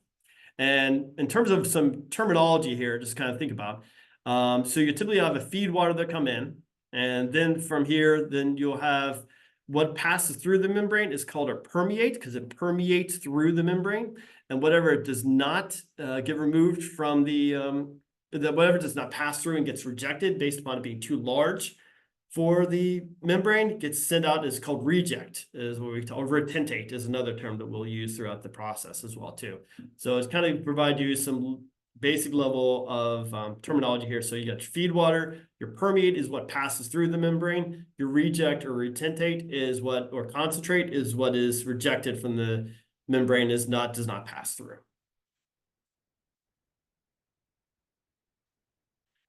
So when we're monitoring any type of membrane systems, one of the key parameters to measure is your transmembrane pressure. And that effectively is the difference in pressure between your feed and your permeate water. And so as the pressure increases, that suggests fouling. So the actual equation that we have for here is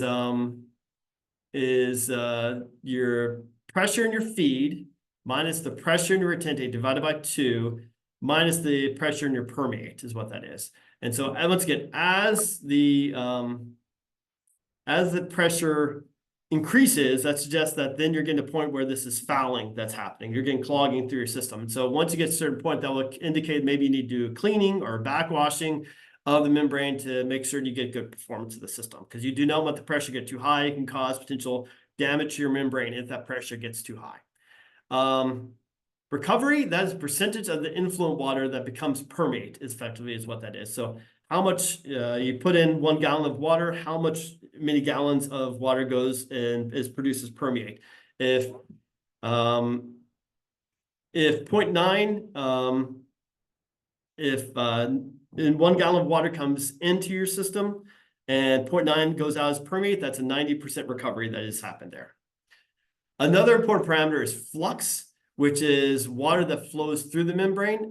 So what this effectively is measuring is the gallons. It's kind of similar to like a clarifier or a sedimentation basin of like a gallons per day per square foot. So it is the volume of water being divided by the surface area of the membrane that is being used. And so it's kind of like almost if you think of it like a pipe, you've got the flow, it's almost like a velocity through the membrane. So you got the flow.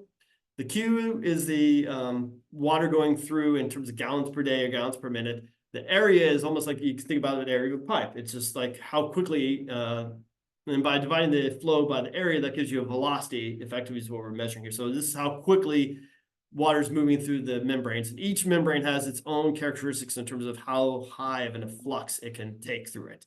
You want to make sure you don't overload it because that can potentially cause issues with the performance of the system there.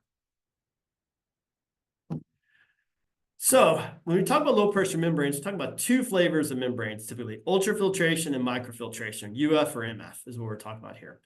We talk about them as a general class. These are semi-permeable membranes for particle removal. They rely on pressure to push the water through the membrane. So this is not a gravity process. It's actually, you do need pressure for both of these. Contaminants are removed based upon size exclusion, as we talked about before. If they're bigger than the holes, they will be retained. If they're smaller than the holes, they'll pass through. Often employed as a pre-treatment step because these are typically what's removed.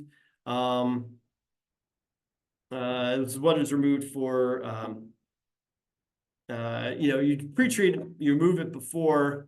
You remove it before a process like advanced oxidation process to ensure that or reverse osmosis as well too, to ensure the water quality is good for the actual process that occurs. So you're trying to remove material like soluble sediment material before you do a further process. Lastly, these can be used as CCP for some pathogens, not all, and we'll talk more specifically about this, but not chemicals. Chemicals typically through low pressure membranes are passed through these systems, and so they're not used as a CCP for that. So now if we talk about the distinct differences between ultrafiltration and microfiltration, these are approximate sizes, but they kind of give you that sense in terms of what we're talking about here. So we first start off with ultrafiltration. So these are small particles, about 0.1 to 0.01 micron is the pore size. That's the size of the hole through the membrane for microfiltration. Smaller particles are removed through them, including some of the virus, some of the pathogens, and obviously this requires a high operating pressure to push this through. Now we're talking about microfiltration. These are larger holes. We're talking 0.1 to 10 microns, and these are large particle removals, including like Giardia and crypto, but does not remove viruses at all. And this obviously, because it's larger hole size, it requires a little less operating pressure than an ultrafiltration system here. Now, this kind of provides kind of a breakdown in terms of, what we're looking at in terms of the performance of the system. So here's the microfiltration, which is the larger size. So going to move, water passes through, ions pass through, viruses pass through, but some bacteria and some suspended material is typically rejected through these membranes. In comparison with microfiltration, pretty similar performance, except some viruses are rejected through this process as well too. So that's kind of the difference in terms of, as you go smaller sizes, you're able to reject viruses as compared to the microfiltration, which could not, you know, so just something to think about there. Now, in terms of options for operating these systems, there are two different flavors we have. Well, there's multiple flavors, but we'll talk about two different ways in which the systems can be operated. You can either have what's called an outside in which you have a membrane type system, in which you're pushing water on the outside and it pushes the water through to the inside of a membrane where then it's collected and conveyed away through some outlet of some form. That's called an outside infiltration system, in which your particles that you're trying to exclude stay outside the vessel, outside the membrane, and then are removed through some other process. There's also an inside out filtration process in which you pump water through the inside of a filtration system. Water then is allowed, or any particle that passes through is able to go to the outside and is collected out there. But then any retained material then is kept inside the system and then is collected outside there as well. So each of these have their own benefits and pluses, benefits and drawbacks for each one of them. So for the outside in system, you have a higher fouling potential, a lower flux, and harder to clean typically. Whereas inside out is typically has higher sustainable flux and easier to clean in terms of operation. But I mean, I think some of these are based upon manufacturers and whatnot, but that's kind of just some general sense of things. Another kind of variation you can have here in terms of how the water is being pushed or pulled through the system.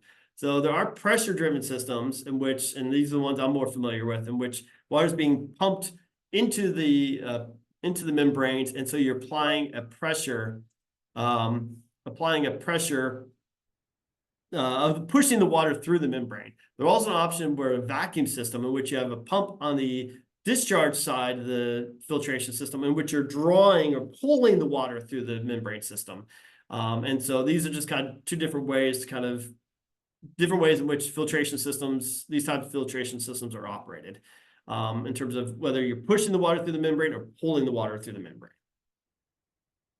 Obviously, there's a bunch of different characteristics associated with this for each of the pressure or the vacuum, which are kind of outlined here. I think it's just ultimately based upon what works best for your system. And there's obviously some variations in terms of the membrane types that can be used, but I think it's just kind of a preference in terms of your operation, your system, which one you prefer here. Now, in terms of, there's multiple flavors of membranes to keep on going down the rabbit hole in terms of the different types of membranes out there. There's the hollow fiber membranes. These are typically almost like a straw, is what I like to think of these as, in which water, you can either do an inside out or an outside inflow, in which the water then is either pushed into the straw or outside the straw. So that's kind of the different configuration for that with the hollow fiber membrane. These are thin hair-like fibers that are bundled together in polymeric materials, and typically they're used for low turbidity operation. There's also tubular type, which are wider tube-shaped membranes. They can be polymeric or ceramide materials, and these are typically suitable for high solids and operate at higher pressures in terms of operation. On the flip side, there are the ceramic type of materials. These are obviously a little bit more rigid in construction, so a little bit more durable in terms of their operation, but typically can be a little bit more expensive as compared to like the polymeric versions of these. But these are really good for harsh chemicals or high temperatures as well too. So they're a little bit more durable, but a little bit more expensive typically is the way they work. But they are definitely and require less change out at time to time as well too. So lastly, there's plate and frame, which are large flat sheet membranes type of system. So you can almost imagine like a panel, like almost a door, if you will. That's just a big flat sheet membrane in which the outside the door is the membrane portion of it, and the water is pushed through this flat sheet of material for the solid separation as well. So to provide some visualization of what these look like, these are not the flat sheet type, but you can see this is one form of a low pressure membrane system, which you have these larger tubular cartridges of membranes, in which the membranes are housed inside of these pipes here, in which you then have the pump either providing pressure or providing vacuum that pushes the water through or pushes the water through or pulls the water through the membrane system here. So just kind of provide a visual of how these things operate. Now for these systems, as any type of filtration system, they can obviously get dirty. And so having a way to clean these systems is really important here.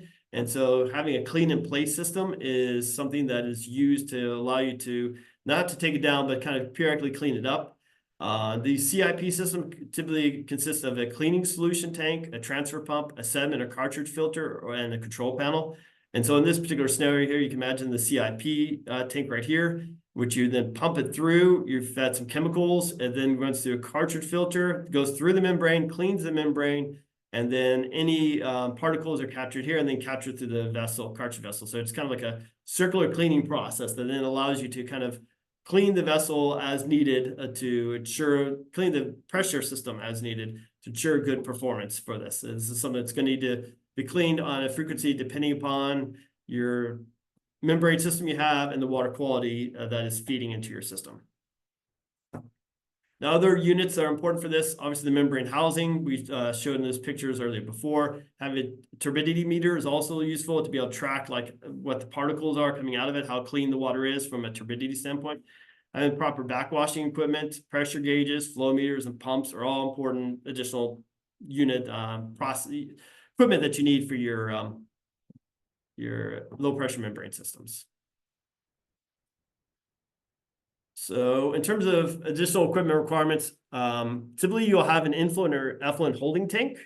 That way you can kind of batch the water coming into your system and have kind of equal flow, because you do not want to, depending upon your source water there, you don't want to have to, the membranes kind of be ramped up or ramped down all the time in terms of operation. You want to have a nice even flow is what's preferred for these systems. Rather than turning on, turning them off, turning on, turning off, you want to have equalize that. So you typically have a holding tank that provides equalization for that. In addition, you want to monitor turbidity and temperature. Turbidity obviously is a way to measure, ensure performance. Temperature, because these membranes can be influenced by high temperatures or cold temperatures, and that influences the potential flux rates through your system, or it could, high temperatures could damage your system. So you want to make sure you do track that to ensure protection of your membranes. Valves and piping we talked about, and also sometimes, depending on your system, you may have some pre-treatment equipment, whether that's some chemicals you add to coagulate some particles, or some flocculation, maybe some sedimentation, remove some larger materials. Maybe you have a granular activated media system before it, or some cartridge filters to do some initial polishing of removing of sediment as well. So depending upon where this is in your process, you may want to consider doing some pre-treatment for this water as well too.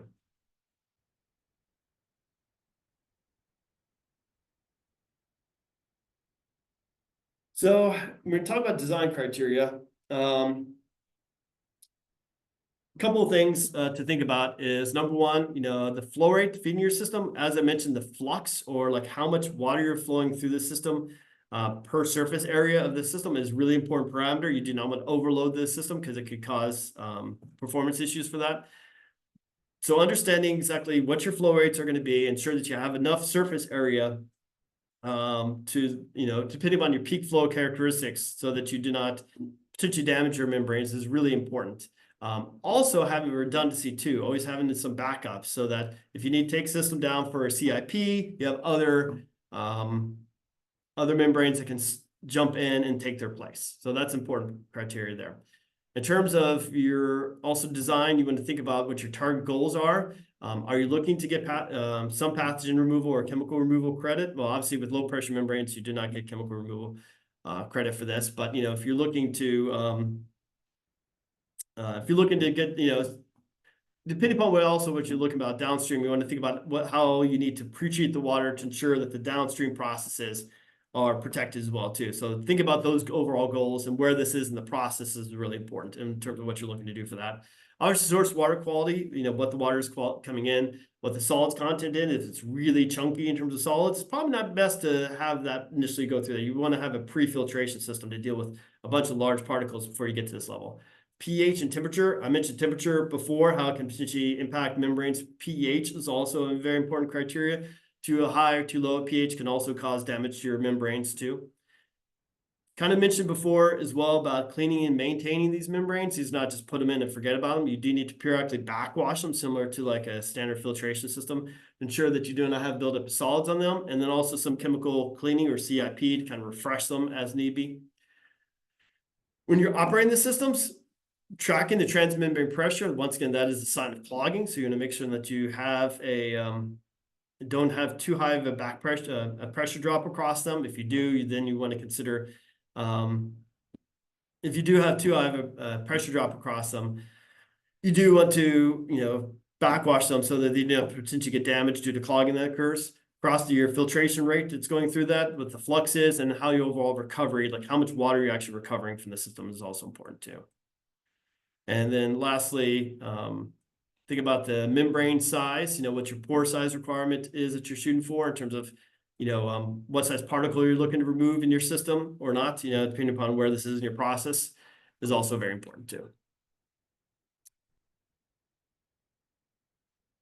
Okay, in terms of pre-treatment for these systems, so filtration prior to microfiltration, ultrafiltration is recommended to remove large particles. As said, if you've got a bunch of chunky solids in there, that's going to bind up these membranes really quickly. And so removing those is really important.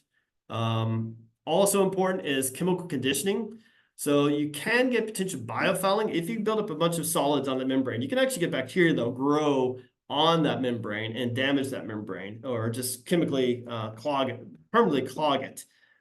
So doing some chemical preconditioning could be useful. Also, sometimes you'll add anti-scalants, which are particles that kind of prevent precipitation on the surface of that membrane based upon any concentration that happens there. So adding, some particular chemicals to kind of ensure that the membrane filtration system is working optimally is important. All that criteria should be worked out as part of any pilot testing or planning as you're moving forward to design of the system, but these are things you need to consider. And then in terms of system monitoring, so you want to regularly monitor the transmembrane pressure, as we talked about, also the influent pressure to identify fouling or clogging is happening in your system, and also real-time monitoring or online monitoring to respond to any exceedances that happen on the effluent side as well too. Support.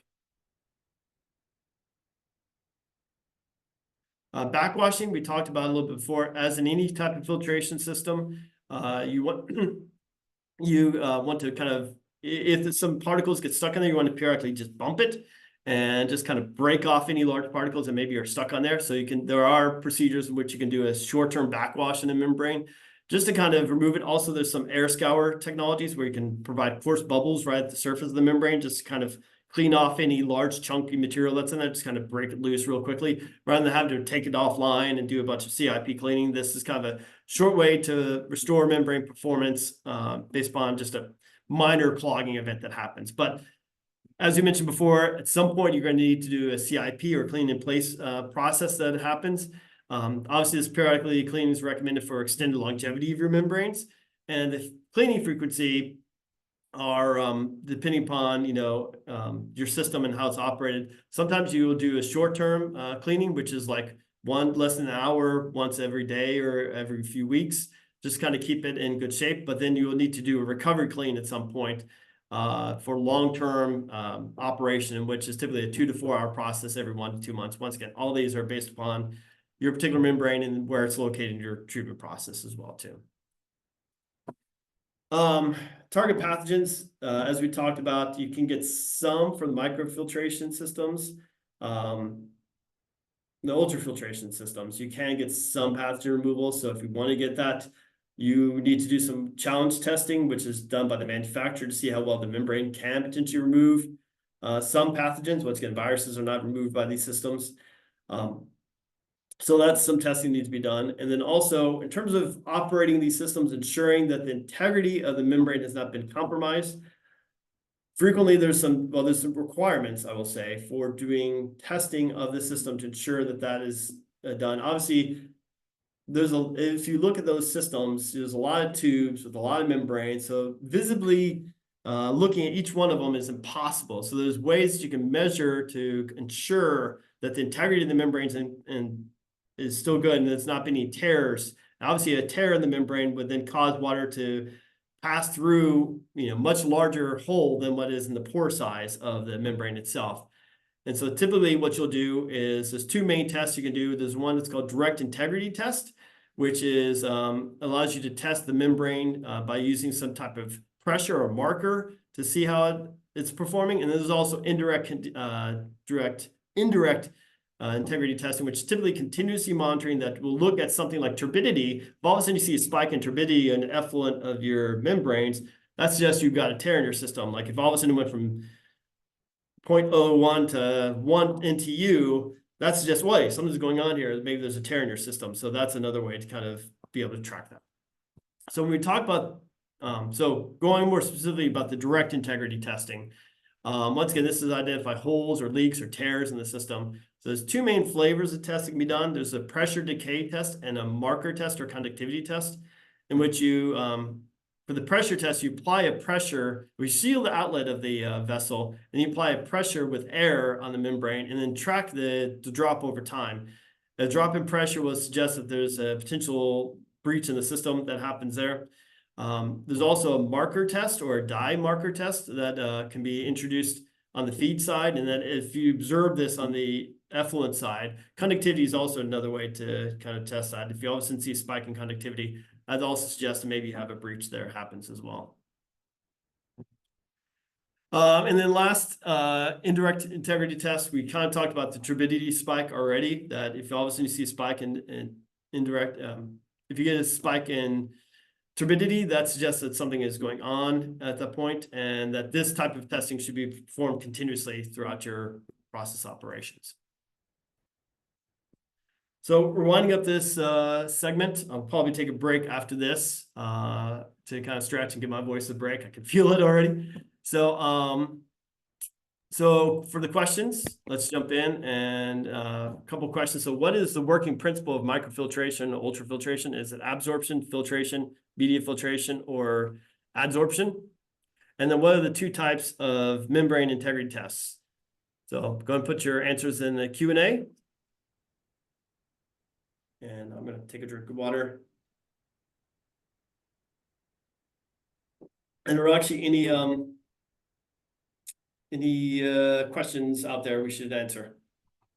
Yeah, well. so there are a few, Jason. So the first question is, what are the operating pressures of the ultrafiltration and microfiltration system?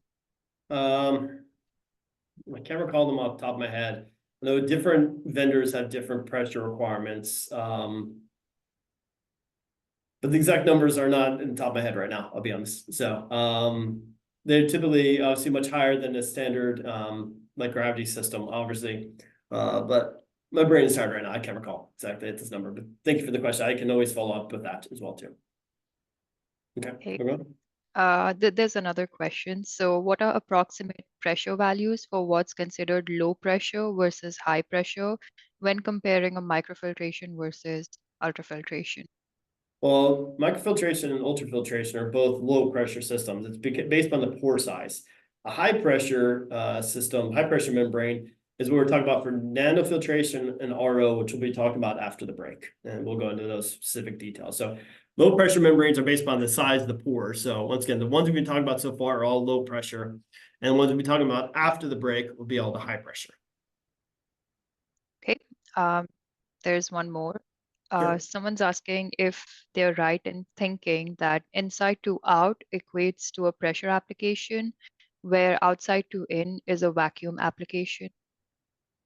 So, yeah, I mean, I think that typically, so, I mean, I think you can also do with the inside out, you can also do a vacuum too, depending upon where the outlet is. It can be within a contained vessel, and so you can still pull that through as well. And then I'm trying to think of the outside in, that definitely could be a vacuum system, which you're pulling from inside the straw. I mean, I think you can also, once again, as long as the vessel that as long as the membrane is housed in this pressure vessel of some form, I think you can do either one of those in terms of application. If it is an open surface, that's a different system. Obviously, if we're talking about like for a membrane bioreactor, that's typically something that's installed inside of a large open vessel, in which you no longer have the capability of applying pressure on the outlet side of it. But within typically these systems, they're mostly housed in these membrane cartridges with like little pressure vessels. So you can do either one of them. Okay. Yeah, those are the only questions. I'm seeing answers being rolled in for the quiz. So Gotcha. It's B and A are the answers there. Okay.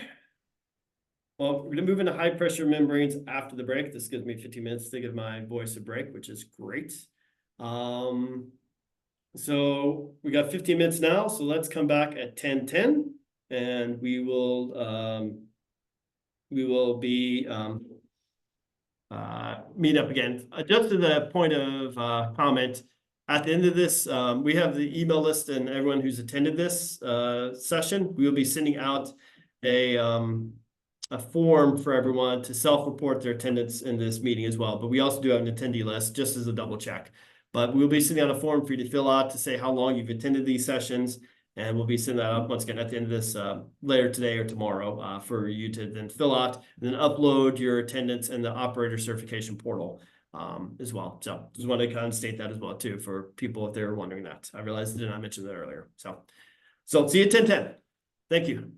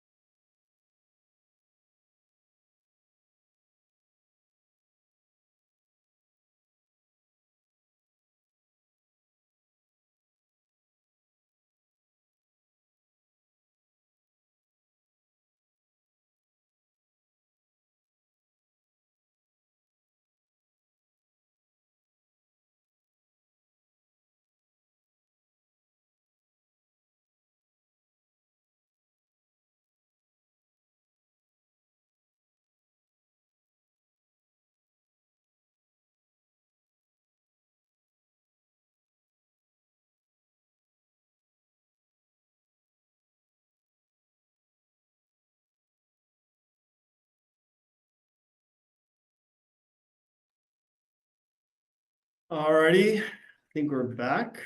Can everyone see my screen? Raksha, can you confirm you see my screen with high pressure membranes?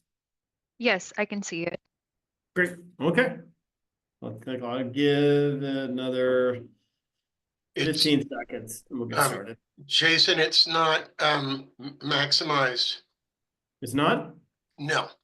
Oh, okay. Well, let me figure out what's going on there. So let me stop. Thank you. Share. Let's go to, just exit this first. Okay. This is this one. Let's try it again.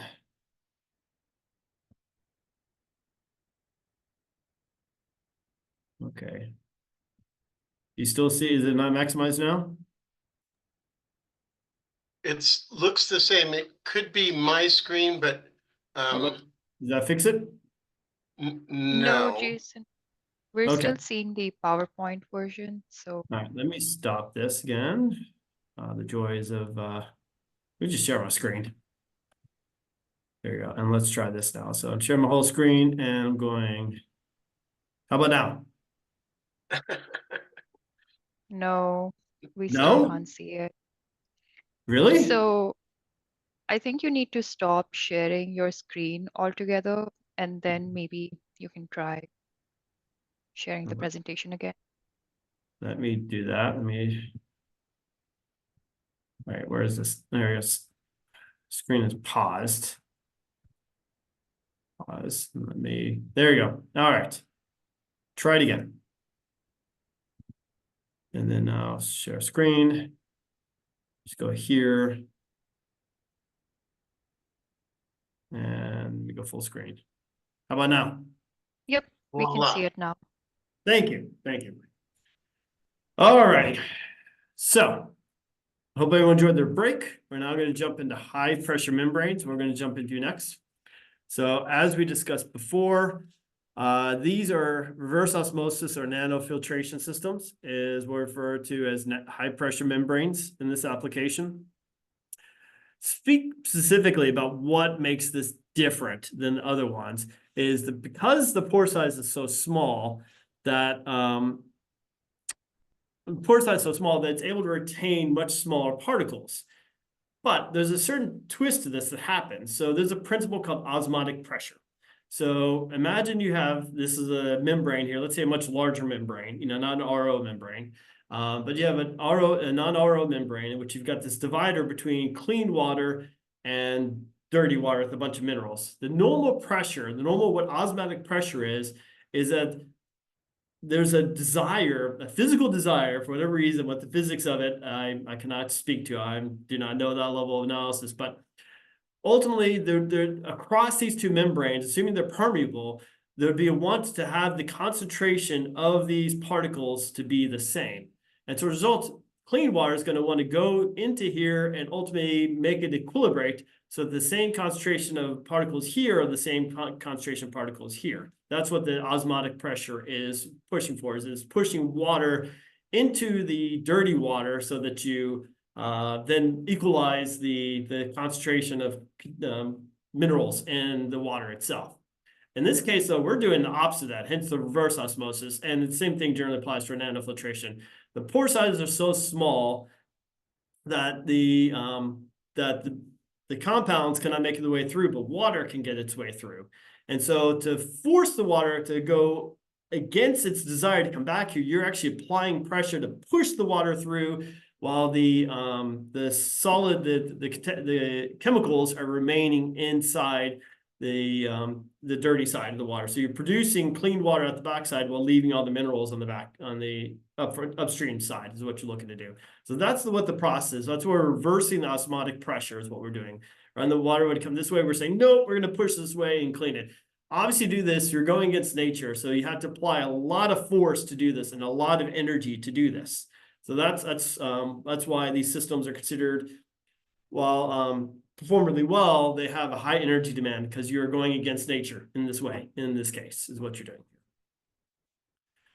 So when we talk about our system, basic, basic characteristics characteristics of an RO and a nanofiltration system. These are, once again, semi-permeable membranes. They rely on high pressure to drive water through the membranes, once again, going against the natural flow of where water wants to be.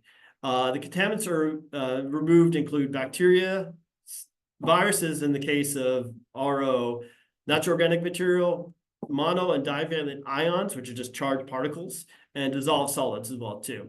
Often they're employed as a purification step in wastewater treatment, drinking water purification, or other industrial processes. Like a lot of high purity water systems that are used in industrial facilities are reverse osmosis systems to help remove any minerals that maybe are not wanted in part of a chemical processing facility, if you will. So to understand the distinct differences between these two, the biggest difference is the pore size, is that the pore size for nanofiltration is 0.001 to 0.005 microns, whereas the pore size of RO is approximately 0.0001 microns. So it's really small pore size we're talking about here.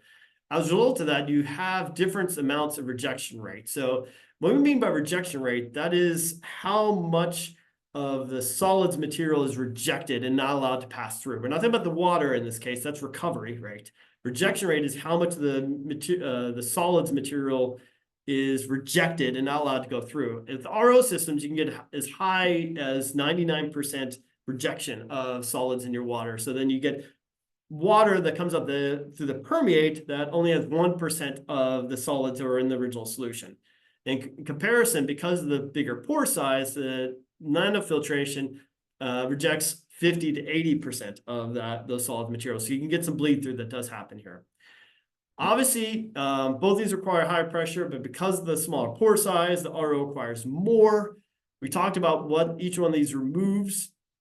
So the RO system removes dissolved solids, particles, colloids, organics, bacteria, some heavy metals, all heavy metals. And then the nanofiltration removes large organics, pathogens, divalent ions. However, its capability to remove total dissolved solids is lower than what is capable for reverse osmosis systems, so what those things are operated at. In terms of how they act as CCP, well, RO can act as CCP for chemicals and all pathogens, whereas nanofiltration can act as a CCP for some chemicals and pathogens, so not all in this case. So that's something to think about in terms of how they're different and both their characteristics and how they're operated. Recovery rate is similar to what we had talked about before in terms of how much water you're recovering. In this case, it's not the rejection rate, this is the recovery rate. So this is how much permeate is, once again, how much water permeates through the membrane and goes out the other side. The recovery rate is the permeate flow rate divided by how much water is being fed to the system times 100%. So once again, the recovery rate is varying depending upon the membranes and how they're operating, their characteristics. As a kind of a range of things, I've seen recovery rates for RO systems to be as low as like 50%, or even think like 30%. So but you can have, depending upon multi-stage ROs, we have an RO after an RO after an RO, and get as high as like 90 to 95%, I think is the number I've seen. That's really high. And all that is really dependent upon number of the membranes and also the operation of it and the water quality characteristics and any anti-scalant material, which is kind of a little above the scope of this talk here. But you can have a range of recovery rates, but depending upon the configuration, what system you're operating, and the characteristics of your water. There are certain compounds within water that can damage membranes, like silica is one potential thing that can be concerned, where it can get to the membrane and actually damage the membrane if there's a lot of silica in your system. So if you have a high silica water, that could be a potential concern. Also, this concern about carbonates, that if you can imagine, in the actual physical process of doing the physical separation that happens here on these systems here, if you're ejecting all of this material, that water right at the surface of that membrane is really concentrated. I mean, you went from, say, like 1 milligram per liter to 1,000 milligrams per liter, potentially, in terms of your concentration. Like the water coming in is 1 milligram per liter, but then by the time it gets to the membrane, because it's all being rejected, it concentrates right at the surface of this. That can cause typically molecules that stay soluble in water to want to precipitate because due to their high concentration and they just want to crash out of solution. And so that is a potential, if you have that happening, that can limit how much you can concentrate in your system. You may want to actually dial back your performance so you don't get as good of a rejection rate because of the fact that you could have, a scale form on the surface if you're not able to control it. So that is one of the things that is very different in terms of these. So this is a figure that we showed before in terms of how microfiltration and ultrafiltration work. When we look at nanofiltration and RO, as you can see here, we're able to remove multivalent ions, some with the nanofiltration, but all with the RO system. And then we're also getting rejection of viruses, bacteria, pathogen, and cryptosporidium. So a little bit different in terms of what we're rejecting in this case here. And the only thing we're typically allowing for RO systems is water that's going through here. Whereas with nanofiltration, you're allowing some water and some TDS to go through. So here's a picture of a high pressure membrane system. Doesn't look that different from a low pressure membrane system, just maybe a few more packed in here. But I mean, it's effectively, you got these housing vessels, these pressure vessels, and inside them are the membranes where the actual work is happening here. So that's just kind of a picture of how that works. Now, the components are very similar to exactly what we talked about the low pressure systems. You got the pressure housing, you got your clean in place system we talked about before, same process. Membrane seals to make sure that they stay sealed tight. You got a chemical tank with injections to particularly feed any anti-scalants to prevent precipitation at the surface. High pressure pumps, obviously high pressure membranes, you need high pressure pumps. So these are all things that you need for these systems here. Also, an important thing to have within these systems are spacers. They're kind of like the underdrains of a membrane system to ensure that you have even flow across. You want to make sure you have an even space between the housing and the membrane itself so that you get even flow across these. That's really important that you have uniformly flow and you're not overloading one side of the membrane as compared to another as well too. But that's all kind of built into the design of these systems. So some things that you need for your for operation, the influent and effluent holding tanks, just as I talked about with the low membrane pressure systems, for the high membrane pressure systems, you want these things to operate consistently. You don't want them to surge on, to surge off. So you want to have a nice EQ tank at the front end, so you just pump even amounts of water through them all the time, and not have to ramp up as much as possible. So sizing a holding tank or an EQ tank at the front end is highly advisable to ensure that you get good performance for that. Obviously, monitoring turbidity and temperature sensors are important too, similar as pH as we talked about for the low pressure membranes, and valves and pipes we talked about too. So when we look at the design criteria for these, it's not too different than we talked about the RO system, the low pressure membrane systems. Obviously selecting the membrane, but pore size and the material. There are different materials and pore sizes out there depending upon your characteristics. One thing I've failed to mention for the low pressure systems is obviously oil and grease can be a concern for these systems. So if you have a lot of oil and grease in your water by any chance, you want to make sure you remove that because that can get onto your membrane and blind up your membrane because, in that case, you get oil, which is hydrophobic, and these membranes are typically all hydrophobic as well. So it just wants to stick to each other and not separate. They want to stay together. They do not want the oil to go into the water phase. So that, depending upon if you have a lot of oil and grease in your water, you may kind of drive the type of membranes that you want to use for that. Some membranes are more amenable to oil and grease and some are not. So it's something to consider for that. Obviously, the pore size will depend upon what your COC treatment goals are. If you're looking to, what you're looking to do for this. If you're looking to do TDS removal, luckily then you need the RO system because you need to move that TDS. If you're not, maybe you can go with a nanofiltration system. Similarly, the water quality, that is important. Both, you want to make sure that you remove solids on the front end, and also you want to have a good neutral pH. Most of these systems do not like, too acidic or too basic pH. Cleaning and maintaining them is important as any system, in terms of operating parameters too, tracking the transmembrane pressure, the flux, the flow rate, recovery rates, all these things are important to kind of track that your system's performing well. Also, you want to have a certain level of redundancy, similar to the low pressure membranes. If you have to take one down for repair, you want to make sure you have enough backup so you have flexibility to operate. You continue operating while one membrane, a few membrane cassettes are down for operation. And then ultimately, your overall configuration are important to consider. So with high pressure membranes, a couple of things to think about is, obviously with the design criteria, you want to think about the allowable TDS. One of the things that's important to think about is that, too high of a TDS into your system, into your influent, that's a lot of minerals that are there. And the higher the TDS coming in, that means you get a higher chance of scaling. I talked about that precipitation that can happen at the membrane interface. If you have too high of TDS coming in, that can obviously influence how your RO system performs. Because if you concentrate too much, then your system's going to fail. So that will limit the amount of rejection rate and recovery of water that you can get from your system. Obviously, if you have too high of TDS, you cannot recover as much, because if you recover 90% of your water, that means you're really concentrating on already high TDS to even higher, and then you have precipitation happen there. So that's important to think about. The salt rejection rate is very much similar in terms of thinking about the TDS as well. The size of your pressure vessels are important too, whether you have 2 or 8-inch diameter. That's ultimately just a size selection for the design consideration. Chemical tolerance, obviously, each membrane has different tolerances for oxidants and pH considerations, and then all the spacers we talked about before. It's kind of maintaining, good even spacers so you minimize fouling and preferential flow on the membranes too.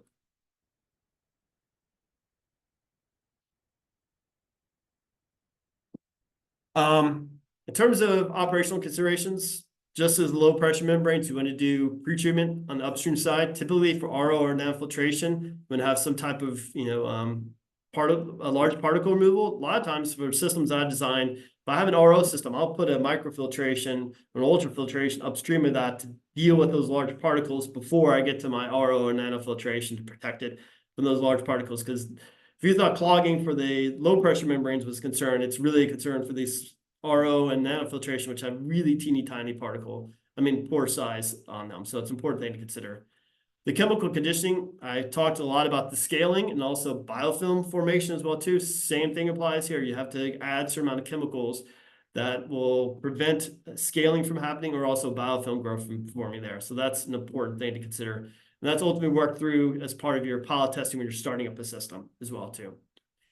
Now, in terms of system monitoring, regularly monitoring temperature, transmembrane pressure are all very important for these systems. Also maintaining constant feed flow. As I talked about, you do not want these things to ramp up or ramp down a bunch.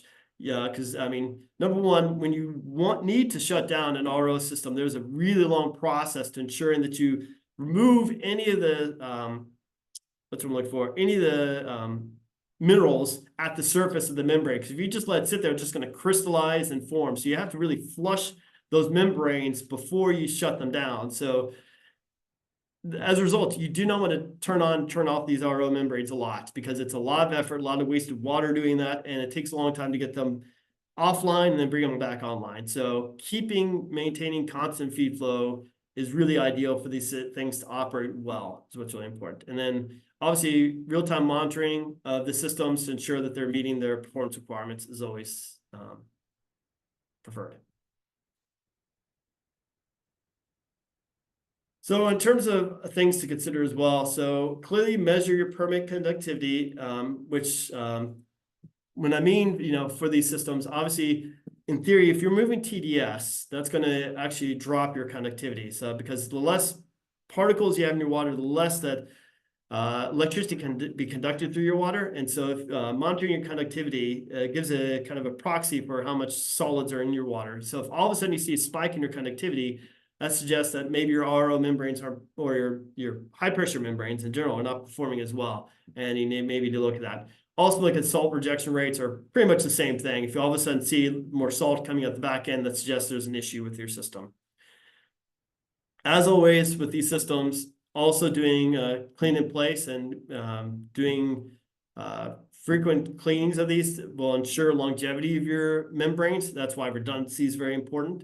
So typically maintenance cleans are every 6 to 3 years, depending upon, once again, where it is in your process, the type of membranes you're having, how they've been operated. All these things can influence how frequently you need to operate these. But clearly doing proper maintenance and cleans on these will give you extend the longevity of these systems.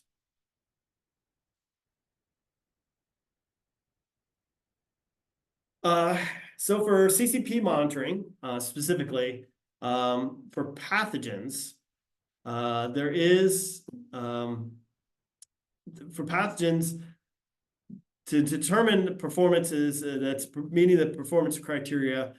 So similar to low pressure membranes and high pressure membranes, doing integrity testing is important. And typically for these systems, what is just recommended is tracking the conductivity and TOC on effluent.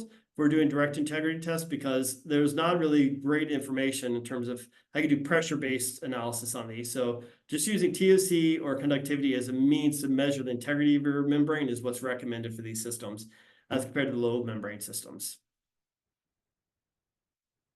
Now, in terms of CCP monitoring for RO systems only, obviously inflow monitoring while considering industrial sources and understanding what the industrial composition of wastewater coming into your system. If all of a sudden you see a spike of a compound that's not compatible with your membranes, if all of a sudden you have an industrial user that has a release and unexpected release of a compound that can damage your system, that's something to importantly monitor to protect your membranes, because these are not cheap to replace, so it's an important thing to monitor there. In terms of overall monitoring, the performance of these, similar for if you remember the tiers of chemical constituents, as part of the tier 3, which is the real-time monitoring to ensure performance, using TOC and conductivity, the ways to kind of do real-time monitoring as a surrogate for all other things that are performing is also very important to identify. And then also do pod tests to confirm, that RO chemicals, that the chemicals that are in your water are effectively being removed, and that the indicator compounds like TOC and conductivity are good representation of that. So all this needs to be done during your pod study to say, okay, I see I get some removal of TOC and conductivity. I've ensured that I've removed all the compounds that I need to really be worried about. So you make sure there's a good correlation between those two there. So that's an important thing to work out during the early pilot study portion of this. Now, in terms of analytical monitoring for chemical removal, Rudrakshi mentioned this before. ADEQ at minimum requires that for TOC that you get no more than 5% of your samples have a TOC greater than 0.25. So that means 95% of your samples must be less than 0.25 for the first 20 weeks of monitoring. And if that is the case, then you have proof that your system is a good CCP for chemical removal is one of the kind of key indicators. Also, electric conductivity, as I mentioned earlier, is also a good key performance indicator as well. If it exceeds an action level, action limit is observed while doing online monitoring for these things. So if you do see initial signal of concerns, then conduct a direct integrity test, and then also look at ways to remediate the system as well is important. So a couple key questions. Number one, what is the working principle for RO and nanofiltration? Is this adsorption, filtration, chemical treatment, or absorption?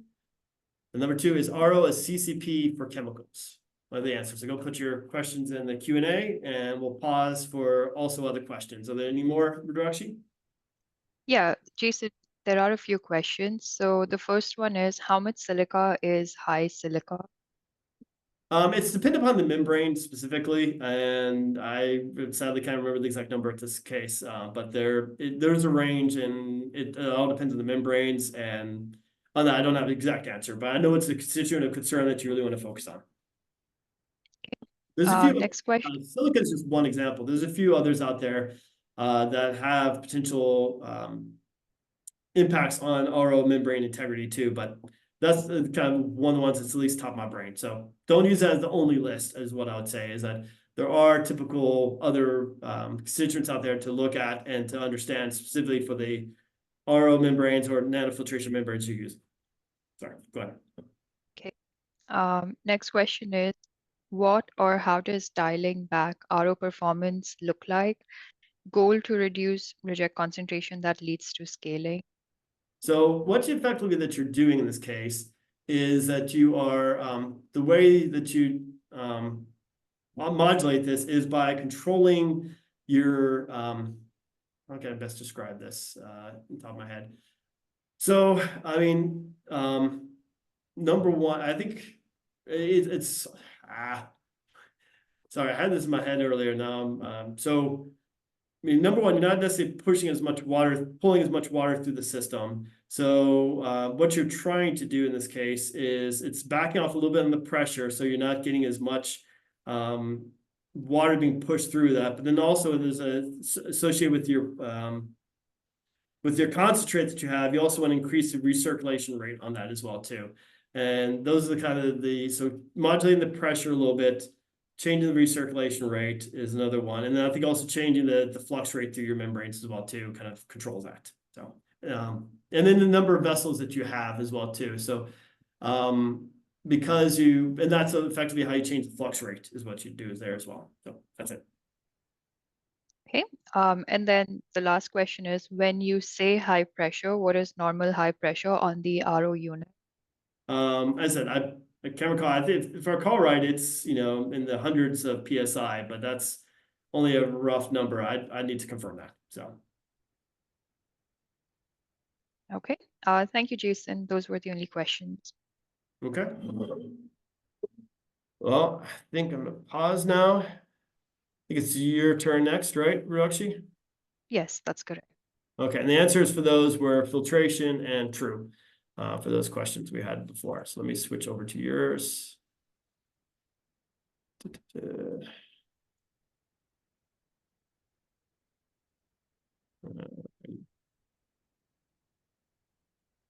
Yeah, that's that one. Pressure. Here we go, that's it, all right. Go full screen. And then, right. We did this way. Here you go.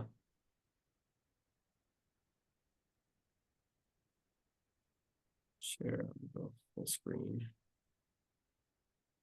There we go. I know it's not doing the full screen yet. All right, is that correct? Yes. Okay, now let me give you control.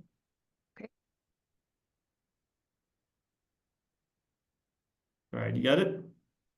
Yep, I got it. So touch the screen. Go ahead, all yours. Okay. So next we're going to talk about the UV AOP, or the ultraviolet advanced oxidation process.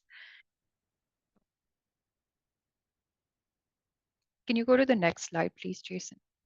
Okay. Thank you. So this diagram shows how UV AOP works. This is a UV chamber. So there's contaminated feed water, which is going through the chamber. And inside the chamber, two things are happening at once. So the first is UV photolysis. This is when the contaminated feed water comes in contact with the UV light, and the UV light, breaks these contaminants. And then the second thing that's happening is the hydroxyl radical formation, because at the entrance of the chamber, we added an oxidant, hydrogen peroxide. So this hydrogen peroxide reacts with UV light to produce hydroxyl radicals, um, which is a very strong radical and can break down a wide range of contaminants. So yeah, two processes take place, the UV photolysis and then the formation of hydroxyl radicals. So these are the chemical reactions involved.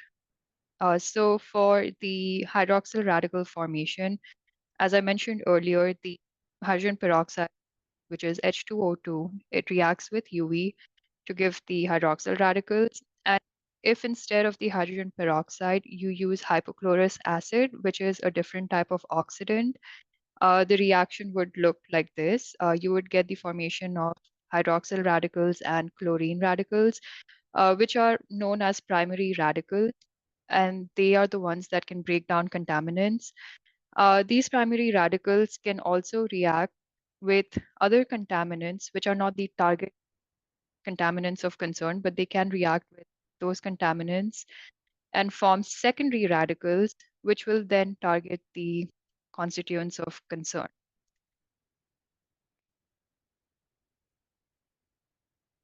So once UV AOP once the process is complete, um, there's often leftover oxidant that's left, which needs to be neutralized. And so this process is called quenching. This is usually done because the leftover oxidant can corrode downstream pipes or parts of the AWTF, and it can also lead to the formation of unwanted byproducts. And typically, when you want to perform quenching, you can use a granular activated carbon. And yeah, so quenching is performed. It's essential for protecting infrastructure and maintaining water quality through the final disinfection and distribution process. So let's talk a bit about the important parameters associated with UV AOP. The first one is radical scavengers. These are substances in the water, such as natural organic matter or carbonate, that aren't the target contaminants, but they still react with the hydroxyl radicals. So the more radical scavengers you have, the more scavenging demand increases. And because of this, the UV AOP performance reduces. Um, Sometimes iron and manganese can also scavenge for hydroxyl radicals in the water, which can reduce UV AOP performance. And then the second parameter is lamp aging. So over time, UV lamps tend to lose output strength, even if they're still on. So the system manufacturer will typically provide a warranty or a guideline for how lamp output is expected to degrade. So monitoring and replacing lamps as they age is crucial to maintain effective treatment. The next parameter is UV intensity, which is a measure of how much UV energy is delivered to the water. Now, UV intensity is measured in milliwatts per centimeter square or in watts per meter square. It tells us how much power is reaching the water inside the reactor, and it's typically measured using UV sensors, which are located in the UV chamber. So if intensity drops due to dirty sleeves or aged lamps or electrical issues, treatment can be affected. So this is a key parameter to monitor continuously while operating a UV AOP system. Next is UV transmittance. So UV transmittance is the measurement of the amount of UV light at 54 nanometers that can pass through water. And it is measured using this equation. Transmittance, which is T, is equal to IT, which is transmitted light over IO. If your UVT is low, that means the water is absorbing or scattering UV light. This can reduce the effectiveness of both the UV disinfection and the UV AOP. So operators need to monitor UVT to decide if pretreatment is needed or if the UV dose should be adjusted. And if you have a high amount of transmitted light through your water sample, your UVT value is going to be high. Next is UV absorbance. This slide talks about UV absorbance and UV dose. So absorbance measures how much UV light is absorbed by a sample.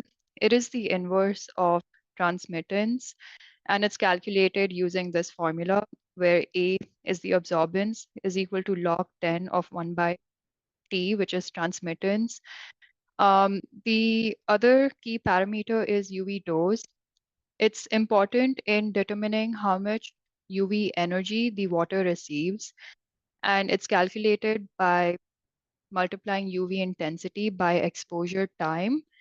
And ADEQ requires a UV disinfection dose of at least 300 millijoules per centimeter square. And this is for pathogen disinfection. So this would include Giardia, Cryptosporidium, and for viruses. Okay, so UVT should be monitored in the system. It can be monitored online or offline. If you're monitoring it online, it's through UVT sensors. And if you're doing it offline, it would have to be through grab samples. So So yeah, so where you would monitor UVT is at the inlet and at the outlet. Uh, at the outlet of the UV AOP system, UVT is monitored at the outlet to verify if the UV AOP is working correctly and that no expected organic scavengers or UV absorbing materials are formed. And some other specific points where monitoring can occur include just before the UV AOP step or before the oxidant is added. You can also measure it at the individual reactors or headers and during both standby and duty operation modes. Monitoring UVT helps operators understand how much UV light is available for treatment and if any adjustments need to be made. So this slide compares the two main types of UV lamps used in UV AOP systems. One is low pressure, high output, LPHO, and medium pressure, or MP. So let's talk about LPHO first. So LPHO lamps operate at a wavelength of around 254 nanometers, which is ideal for disinfection. The wattage associated with LPHO is around 40 to 150 watts. They're more energy efficient, meaning that they can convert a high percentage of electrical energy into UV light. They also tend to have a longer operational life, so they do not need to be replaced as often. So these are commonly used in UV AOP systems in most systems. And on the other hand, there's medium pressure lamps, which operate across a broader wavelength range, so about 200 to 320 nanometers, but they are less energy efficient and have a shorter operational life. Um, and because of this, they require more frequent replacement due to higher heat output and energy use. So ultimately, the type of lamp you choose will depend on your system goal, the budget, and performance needs. And then on the left side, there's an image of the LPHO lamp. And then on the right is a medium pressure lamp. So this slide shows some key pieces of equipment needed for the UV AOP system. So first is the UV chamber on the top left corner. It houses the UV lamps. UV light is the source itself. And then top right corner is the quartz sleeve that protects the lamp from direct water contact. Bottom left is the sleeve cleaning mechanism, which keeps the sleeves clear so UV light can pass through it. There's an oxidant dosing system that adds hydrogen peroxide or any other oxidant before UV treatment. And then a lamp driver, which regulates power to the UV lamp. So all of these work together to keep the UV AOP process running effectively. And then there's also some additional equipment. So for the oxidant itself, you would need to have a storage tank on site, a pump skid, dosing system, flow meter, and static mixers to ensure even distribution of water and even distribution of the oxidant in the water. And then the instrumentation would include sample ports, UVT sensors, online monitoring equipment for system control and compliance. Then you would need to have valves, which must include air relief, isolation valves, and position controls, piping and pumps. Typically, intermediate or booster pumps are used to maintain flow and pressure through the UV reactor. And lastly, you would need flow control systems to regulate water levels and control or measure flow rates through the system. So one of the major maintenance concerns in UV AOP systems is fouling, especially around the quartz sleeve and UV sensor port. So fouling can include scale buildup on the wetted surface of the quartz sleeve. This is often caused because of iron in the water. Internal fouling within the sleeve can also take place. Fouling of the UV sensor port and an increase in UV absorbance of the quartz material, which reduces UV light penetration. So the image here shows a used UV lamp sleeve, you can see the difference between the clean section, which is on the left of the UV lamp, where fouling has been removed, and then the unclean portion, which is on the right, where fouling is present. So regular maintenance, such as sleeve cleaning systems, is critical for maintaining UV efficiency.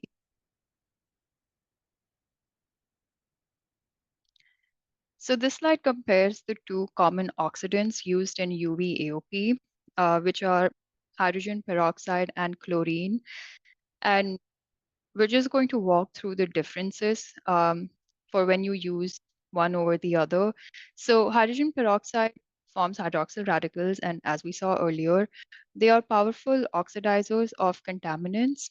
It's generally used in treatment trains where carbon is used, and it is the most effective when the pH of the water is above 6, whereas chlorine produces both hydroxyl and chlorine radicals when it reacts with UV.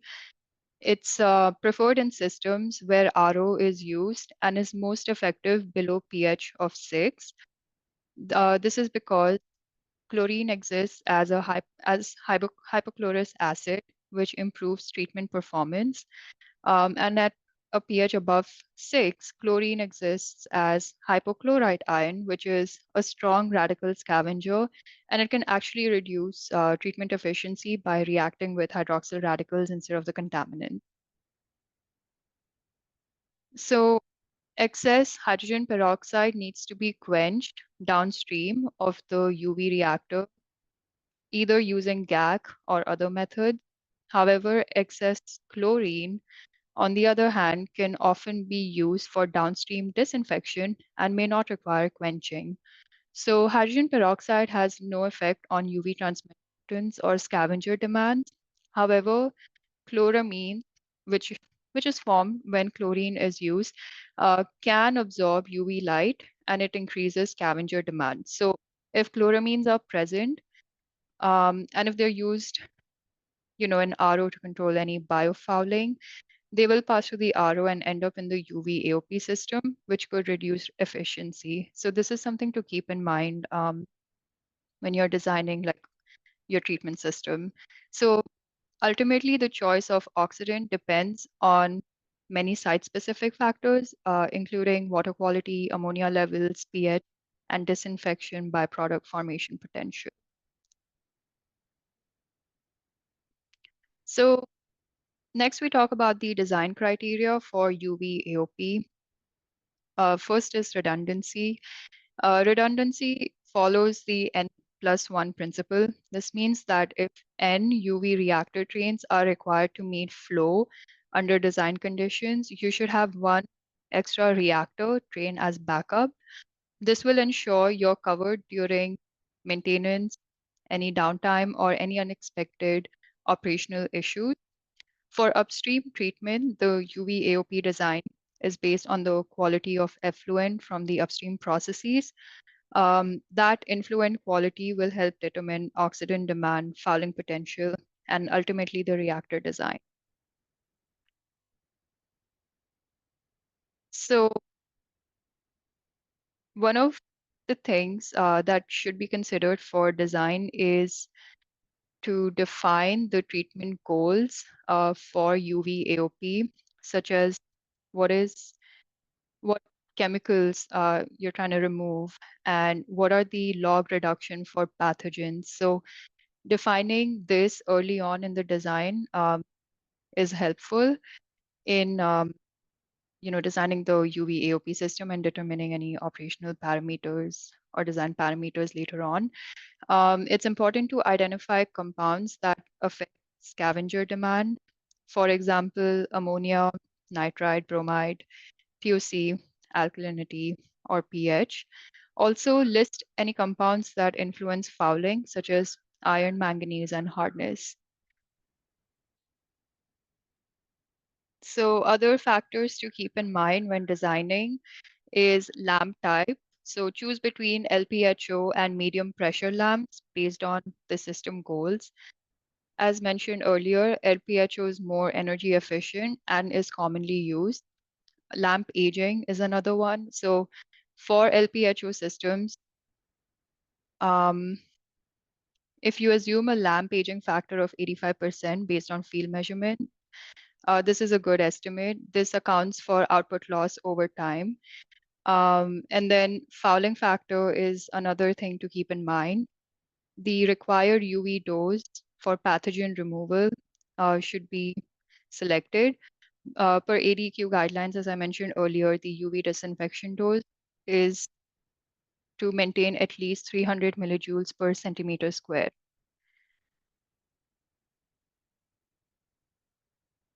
So additionally, you should also take a look at the UV AOP requirements for chemical removal. So ADEQ recommends achieving 0.5 log removal of 1,4-dioxane. So this is something to keep in mind. You should define the UVT, define the range and average UVT, as UVT is an indicator of potential fouling or hydroxyl radical scavenging potential. Define the UV operating pressure and flow rate, and then select the type of oxidant you will use for the AOP. So the type of oxidant, determine its stock, solution strength, and storage volumes. Specify maximum and required oxidant dose at the UV reactor inlet. Okay, so according to US EPA, any UV process used for pathogen inactivation, even if it's part of a UV AOP system, it must be validated to receive log reduction value credits. So LRVs are awarded for the minimum UV dose at which the UV AOP system can be operated to receive these credits. So this is known as the validated dose or the reduction equivalent dose, or RED. So during pilot testing, the system must demonstrate that the validated UV dose is equal to or greater than the minimum dose specified by the EPA for each target pathogen. And here's a table from the guidance manual from EPA, which gives examples for Cryptosporidium, Giardia, and adenovirus using various dose response models. Uh, so So you can pick a number from here. However, ADEQ for disinfection does require that a dose of at least 300 millijoules per centimeter square is maintained. Um, and additionally, this validation step is essential for crediting pathogen removal under regulatory programs. So when it comes to chemical control, performance is benchmarked by either NDMA removal or 1,4-dioxane. However, ADEQ recommends systems demonstrate at least 0.5 log removal of 1,4-dioxane unless the applicant proposes an alternative compound indicator.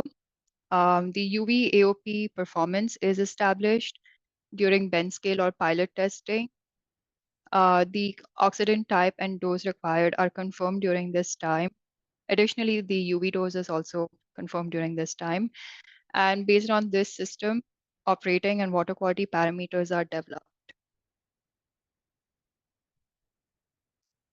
So for CCP monitoring for pathogens and chemicals, so we can talk about pathogens first. For pathogens, the validated dose should be greater than required dose for measured flow and measured UVT. You should ensure that the measured flow is less than the maximum validated flow, and that for measured UVT, it's maintained above the minimum validated UVT. For chemicals, as I mentioned earlier, at a minimum, 0.5 log removal of 1,4-dioxane should be maintained in the UV AOP system. Additionally, scavenger demand should be lower than the design target to ensure efficient radical formation. Also, UVT can be used as a surrogate for scavenger demand and should stay above the design minimum. So this slide covers online and analytical monitoring approaches used to verify UV AOP system performance. So for online monitoring, the system should track flow rate, the UV intensity, the UVT, and if you're using chlorine as an oxidant, You should also track the pH and any chlorine species that's being formed. Um, in the case that a sensor fails, use the last recorded value for up to 4 hours. After that, you must manually enter and update values at least every 4 hours until the sensor is fixed. So in addition to online systems, analytical monitoring is also required. So this includes tier 1, 2, and 3 sampling using grab samples to verify system performance and support compliance. So next we talk about the operational considerations. So when we talk about lamp and reactor maintenance, it's important to replace UV lamps as needed.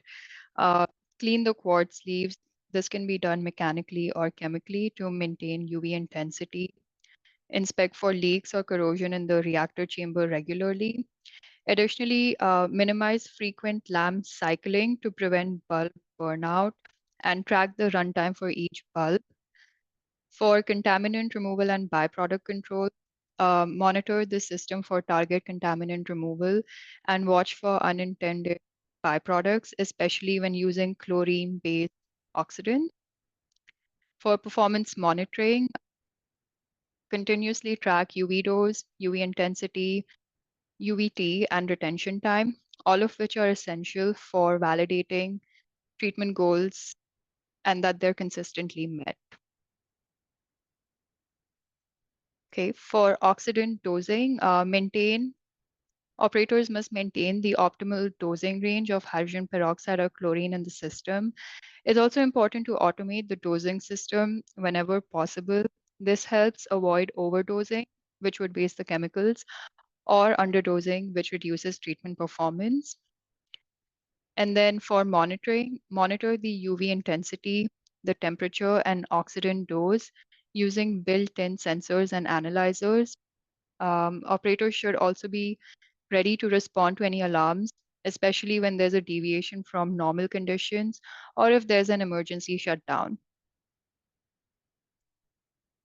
And that's it. So we have a short quiz at the end of this section. Jason, are there any comments before we dive into this? Let me look. By the way, for pressure for reverse osmosis systems, we're talking between 700 to 1,000 to almost 1,200 PSI, by the way. So just want to get that out there. A couple of things to go through. So first, if UV AOP chlorine systems used, what impact of pass-through TTHM concentrations have been observed in pilot programs? I mean, I'll let you, I don't know if you got some thoughts. I'll let you go first and I can provide my thoughts. So actually, I'm not sure about this answer. Jason, can you provide your thoughts on this? Sure. I mean, I can't speak specifically, but considering that these processes will remove like natural organic material as part of this, which is typically one of the things that's required for the formation of TTHMs, and while chlorine is there, I assume the impact is not huge. I mean, obviously something to be tracked, but my gut assumption would be that that because you're removing all that natural organic material as part of the TOC removal, you just don't have any TOC or organic material to form the TTHMs with, because that's part of the component of this. Can an AOP cross UV system be retrofitted into open channel UV system, or is pressure vessel UV system necessary? Is one of the questions, next question that was asked. So I guess to answer this, the UV AOP typically requires a closed reactor or pressure vessel for proper mixing and control. I guess this is because pressure vessels allow precise oxidant dosing, mixing, and UV dose control, which opens channels which usually can't support it. So yeah, I think that's my there's answer also for that. required higher dose for UV as well compared to standard UV systems too. If I recall right. Yeah, that's one other thing to add as well. So does iron and manganese scavenging hydroxyls coat the system, make it less effective? This question. Yes, so iron and manganese can scavenge hydroxyl radicals and foul the system. Um, they reduce the radical availability and they can precipitate on the UV sleeves or the catalyst surfaces, which can reduce the AOP performance, the UV AOP performance here. Mhm. There's a question related to the ROs that we didn't answer before. If you use a cartridge filter before RO, what micron filter would be recommended? It really depends on the RO system, and as I said, a lot of times you really want to use almost like a microfiltration or something before before an RO system. So even before that, I mean, you'd have a cartridge system for sure, and then you'd have like a microfiltration system. Then the RO filtration is typically what's required. It all depends on the application and where you're at in the system, in terms of that answer, I will say. So that was a question that was not asked before, and I think I had skipped past the page. So yeah, I think people are going to the questions. Here we go. Sorry, when I'm on the answering these things, it moves the slides too. So some people had, this is the question, right? I'm sorry, the question answer gets Yeah. rid of the thing. So That's correct. yeah, so what are the two reactions that take place in AOP? So do you want to get the answers to these before we move on? Yeah, so the two reaction is the UV photolysis and then the hydroxyl reaction, hydroxyl radical formation. These are the two reactions that take place in the UVAOP. And then what are the two types of oxidants that can be used? It's going to be chlorine and hydrogen peroxide, so option A. And then for UVAOP, which compound does ADEQ require for chemical CCP monitoring? It's going to be 0.5 LRV of 1,4-dioxane. So that's option B. Perfect. Okay, I think that was, see if there's any more questions that popped up. Nope, that is it. So keep on moving forward. Let me close this. Sounds good.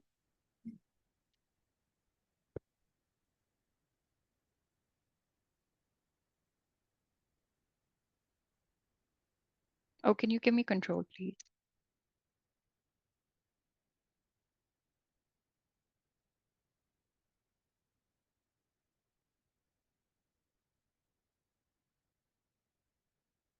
Okay. So the next treatment technology is the ozone and biologically active carbon treatment technology. This is also one of the last treatment technologies that we will be covering for today. So let's dive into it. Okay, so ozone is a strong oxidant. It can oxidize chemicals and disinfect pathogens. Um, in the ozone generator, the process begins with oxygen gas, O2, which is exposed to a high voltage electrical discharge or UV light. And this oxygen molecule splits into individual oxygen atoms, which is so after that, these individual oxygen atoms then combine with oxygen molecules to form ozone gas. And once generated, the ozone gas is injected into the water, which needs to be treated. This can be done by bubbling it directly or using a Venturi injector. So when ozone dissolves in water, it begins to react due to the weak bonds between its atoms. And this weak bond breaks apart, allowing the oxygen atom to aggressively attack and oxidize contaminants such as bacteria, viruses, or chemical compounds. The result is that the contaminant is destroyed, and what's left behind is oxygen, which is a clean and safe byproduct. That's why ozone is known as both a powerful disinfectant and a suitable oxidant for advanced treatment. So this slide shows the overall ozone treatment system. It starts with the preparation of feed gas, where oxygen production takes place, and so does oxygen storage. That feed gas goes to the ozone generator where ozone is produced, and then it is sent to a contact basin.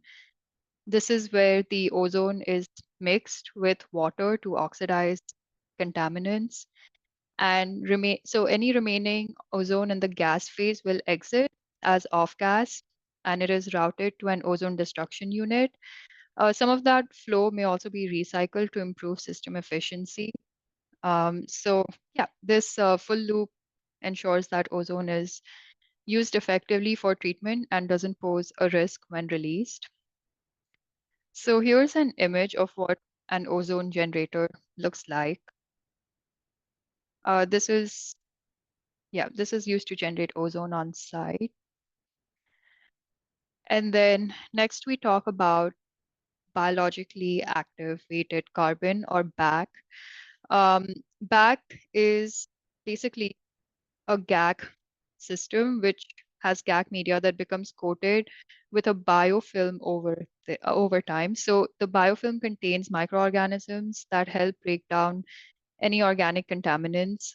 Initially, GAC removes contaminants through adsorption, but once the carbon becomes saturated, a biofilm forms on the surface of the media, which enables biological degradation to take over. Um, and then this transition helps extend the life of the carbon and enhance removal of organic matter. So this slide shows how BAC operates in two stages. So at first, as I mentioned, contaminants are removed by adsorption onto the carbon. Over time, the sites fill up, the adsorption sites, they fill up, and then biological degradation kicks in. The biofilm breaks down contaminants using microbial activity. So I guess the key benefit here is that even after adsorption capacity is exhausted, the system can continue removing contaminants through biological activity, which makes BAC an efficient treatment technology. So often for AWP, these two systems or technologies are used together. First, ozone is added, which provides pathogen disinfection and chemical oxidation. This is then the water will move through the BAC filter, where biodegradable organic carbon is broken down by microorganisms, which grow on the carbon media. And so together, these two-step processes can achieve tier 2 chemical removal and pathogen disinfection. So ozone BAC, it's generally used as an alternative to high pressure membranes for AWP, or as a pre-treatment step before membrane filtration to improve performance and the lifespan of those systems. So this slide highlights how ozone enhances the performance of the BAC system. What happens is that the ozone breaks down recalcitrant organic matter into simpler, more biodegradable compounds called bioavailable organic carbon. This can then be consumed by the BAC biofilm. It also saturates the water with dissolved oxygen, which supports a healthy microbial population in the BAC filter. The BAC system handles the degradation of bioavailable organics such as TOC, and also contributes to turbidity and suspended solids reduction. So in short, the ozone makes the carbon filter more biologically active and effective at treating water. So next is the ozone to TOC ratio, which is a key design and operational metric. Okay, so sorry. So yes, the ozone amount applied is relative to the influent TOC concentration. Um, yes, so this ratio is important to optimize bulk and trace organics removal. If high ozone doses are utilized, quenching may be required for health and safety reasons.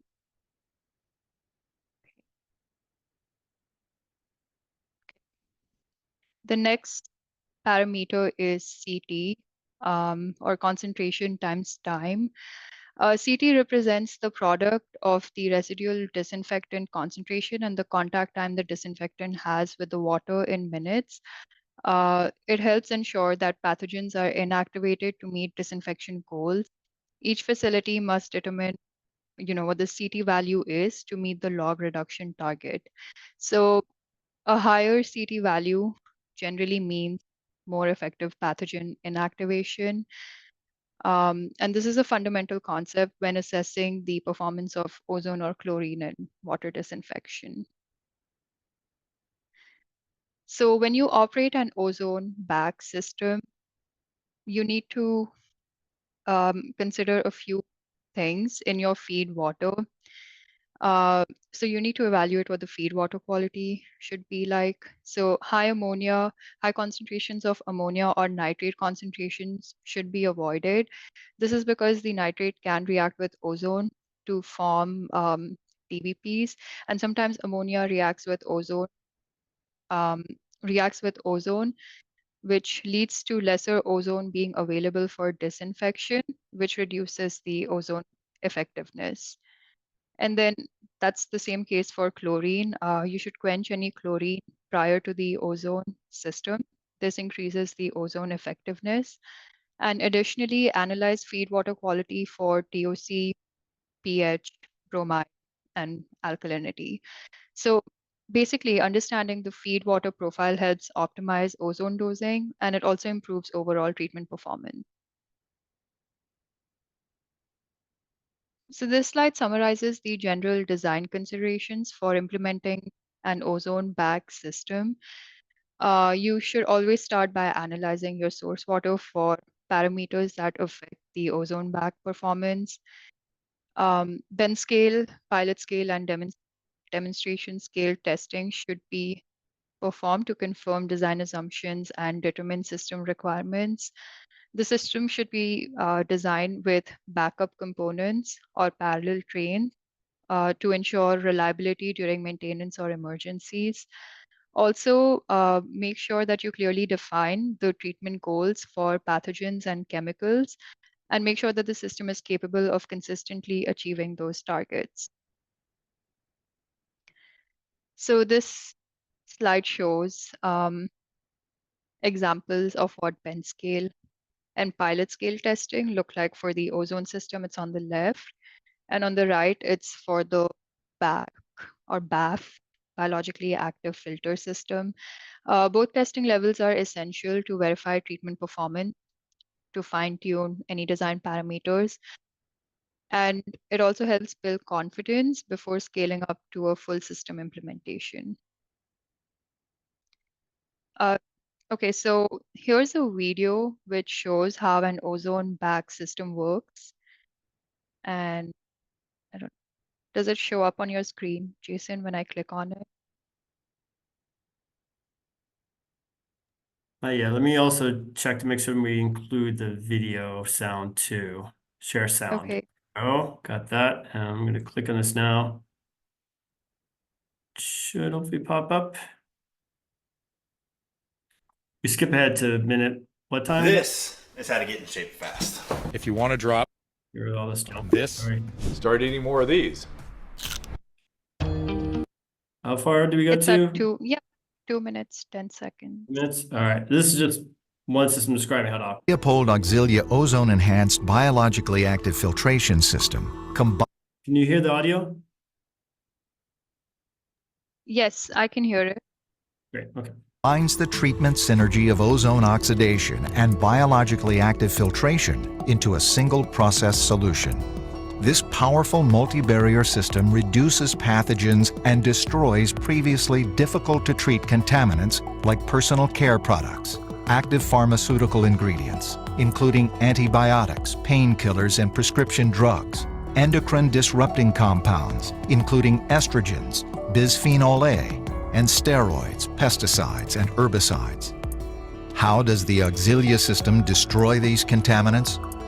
Wastewater is first dosed with the precise amount of ozone, based on flow rate and water quality, to meet the oxidation demand and the treatment objectives.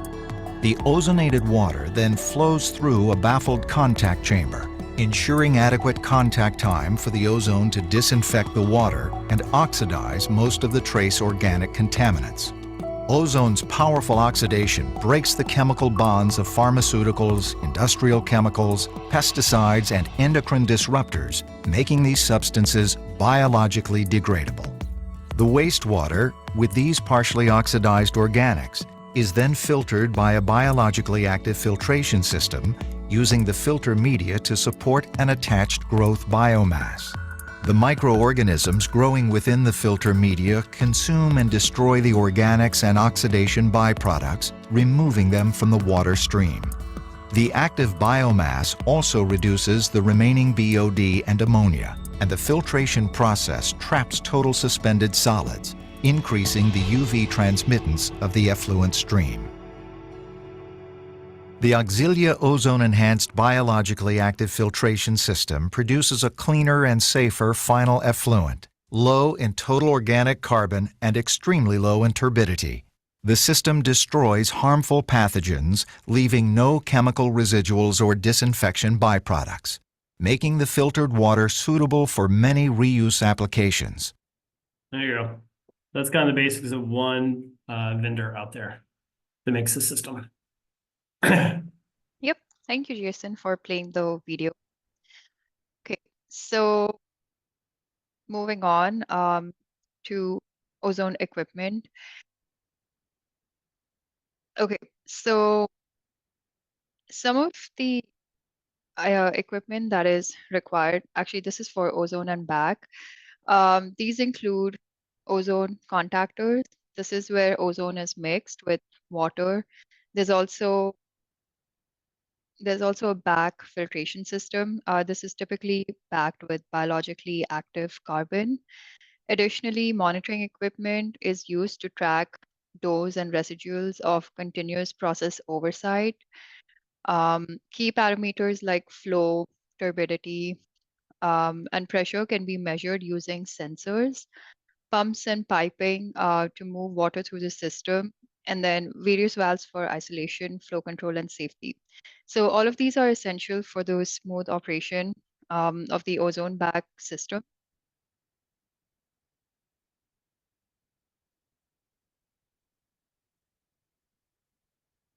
Okay, so this equipment selection is for ozone only, it's ozone specific. So when designing or operating an ozone system, it is important to consider all the supporting equipment that's required. Some of the key components are having an ozone generator, which is the heart of the system. It converts oxygen into ozone. You need to have an oxygen source. So this can be liquid oxygen, compressed oxygen, or air. An ozone dissolution system ensures the gas is mixed effectively into the water stream, and then a contactor basin, or just a contactor, which provides the space and time for ozone to react with contaminants. Additionally, cooling water is used to help manage the heat that comes from the generator. And then degasification and off-gas treatment is required to remove unused ozone to protect operators and equipment. And then lastly, there's residual quenching. This is done to neutralize any leftover from ozone before the water moves to downstream processes. So yeah, each component is essential for maintaining system safety. Okay, so next we talk about the ozone specific design criteria. The first one is the ozone dose. It's also called the applied ozone dose, and it is a combination of ozone dose and flow rate, and it determines the size of the system's key components such as the ozone generator, the oxygen source, and off-gas destruct unit. The ozone production rate is another important parameter. This is basically calculated by multiplying the applied ozone dose by the flow rate through the ozone system.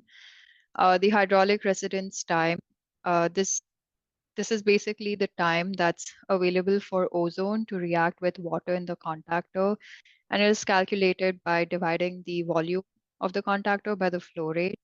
And lastly, the ozone to TOC ratio.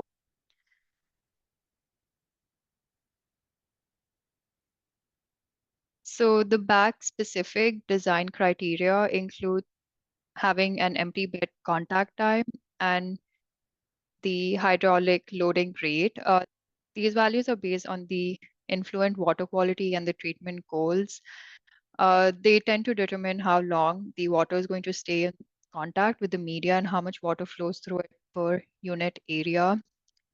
Additionally, for the back system, there's media selection. You need to select the type of media you're going to use because it affects both contaminant removal and biofilm development. So some of the important factors would include the type of media, the size of media, how deep the media bed needs to be. Um, Next is filter configuration. This depends on the target capacity, available footprint, and the hydraulics of the treatment system. And then lastly, backwashing. Like similar to GAC, backwashing is performed for a back system as well. This is done to maintain filter performance. And usually backwashing is performed using air scouring or using unchlorinated water. And the frequency can range from daily to monthly. This would depend on fouling and the loading rates.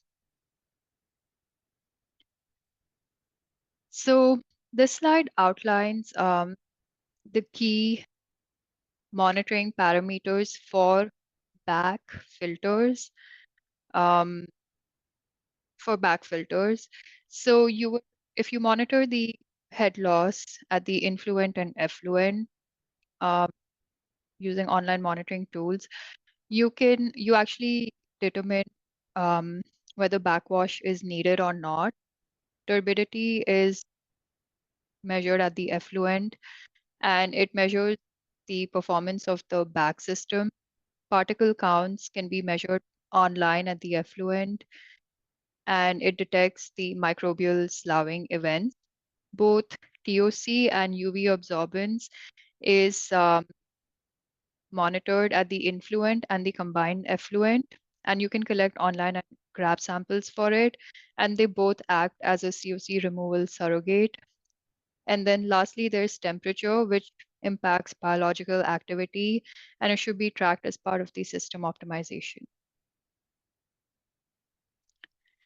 So overall, the process design parameters for an ozone bag system would be ozone to TOC ratio, the applied ozone dose, the contactor hydraulic residence time, EBCT, and then the loading rate. So the key takeaway is that all these values are site specific and they should be validated through bench scale or pilot scale testing to ensure proper design. So even though ozone and BAC systems are operated separately, their instrumentation and control system should be integrated. So during the design phase, use compatible or identical hardware and software for both ozone and BAC controls to streamline operations. This will improve reliability. It makes troubleshooting easier, and it also reduces long-term O&M complexity. Finally, whenever possible, it's always nice to select vendors that provide both ozone and BAC systems. This will help ensure better system integration, and it also simplifies communication between components. So this slide highlights the critical key performance indicators or KPIs for evaluating the overall performance of the ozone BAC system. The first is total organic carbon. So a decrease in TOC levels indicate the system is working properly to remove organic contaminants. Elevated bromate levels is a cause of concern. Um, so always ensure that, so you should always ensure that the level of bromate is not very high, and elevated bromate levels can occur due to high bromide in the influent. It can also happen due to the presence of chloramines due to low ozone dose or problems with ozone dissolution. And then the next one is clean bed pressure drop. So this tracks the bag filter performance. If head loss increases, it likely means that fines or particulates have accumulated in the media and that backwashing has been ineffective. So this can reduce the runtime and it requires more frequent cleaning. Okay. The next thing that you should look out for is NDMA. It's a disinfection byproduct.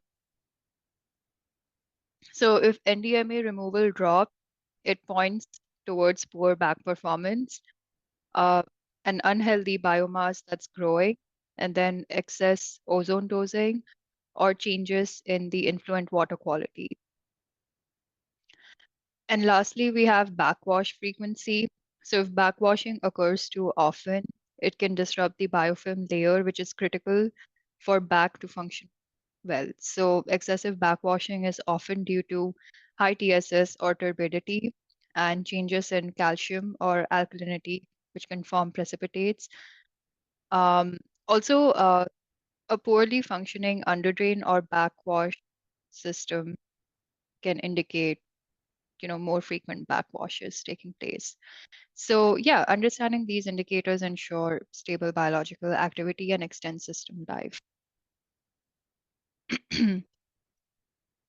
Okay, so this slide talks about CCP monitoring for ozone back systems. I mean, this is just for ozone. So yeah, backwashing. So the first thing to keep in mind is that this use online ozone analyzers to monitor ozone dose and bromate formation in real time.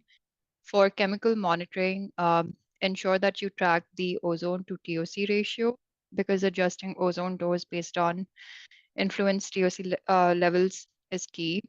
Use TOC sensors in the influent to guide dosing, and where possible, use nitrite sensors to adjust for ozone demand caused by nitrite. Uh, this consumes ozone and may also skew the TOC-based dosing strategies.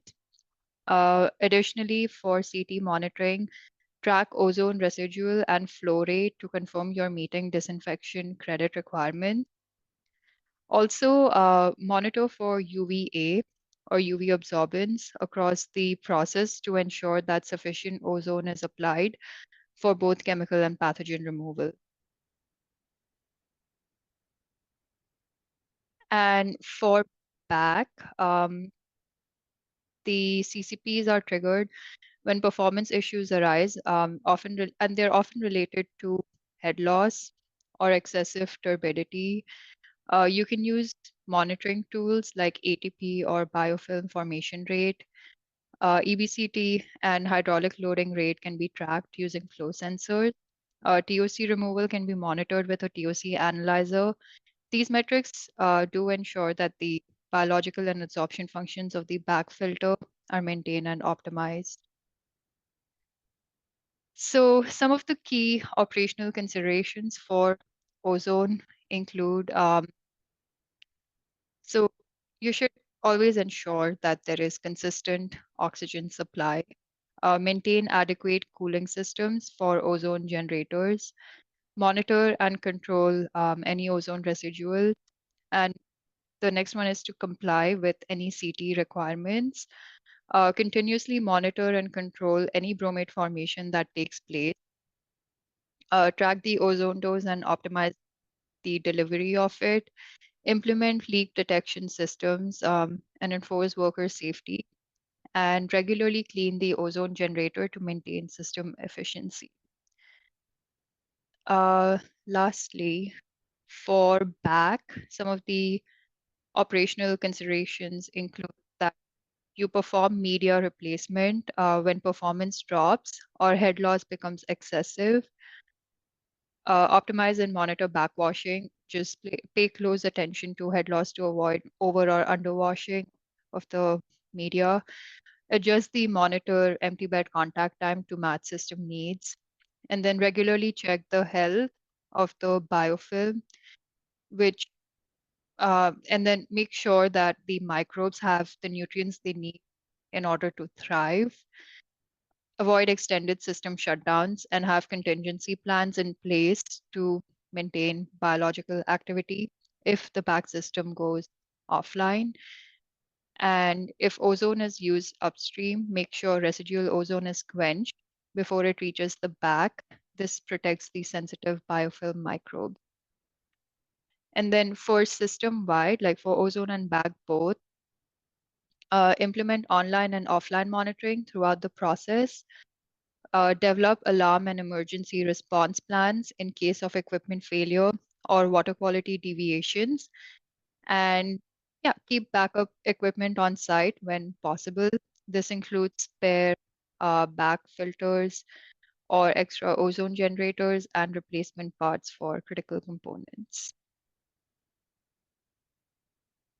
And that's it. That's the end of the ozone bag section.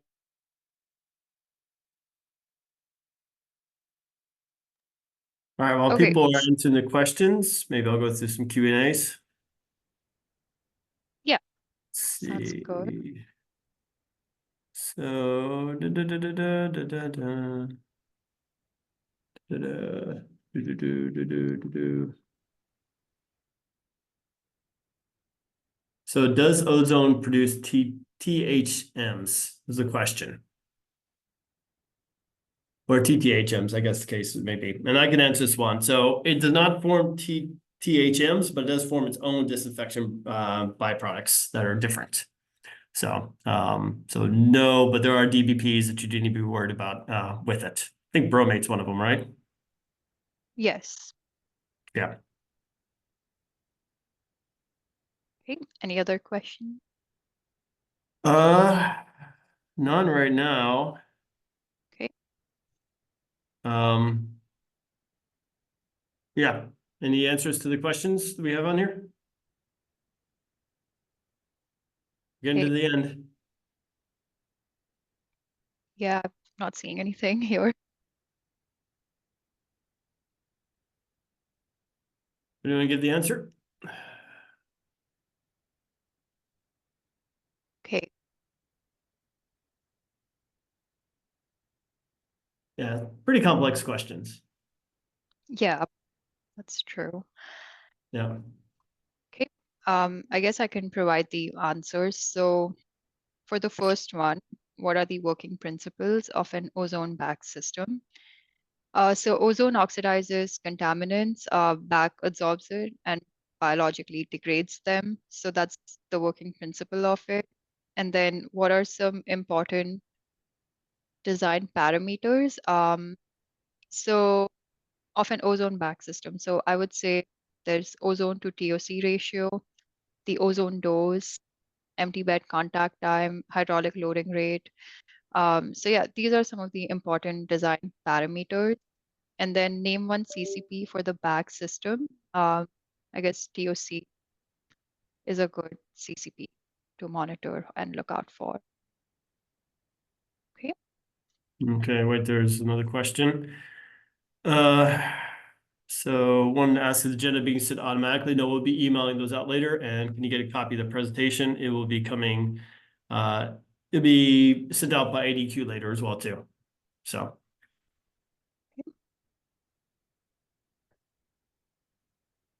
Okay, I think we got one section left, is that right? Yeah, just some examples of AWP. And Dennis, do you want to say something? I see you coming in. I was just going to say, we're going to post it to the ADEQ operator certification training page. And the webinar will be up on the ADEQ YouTube page. And that might take a day to happen. Okay. Thank you, Dennis.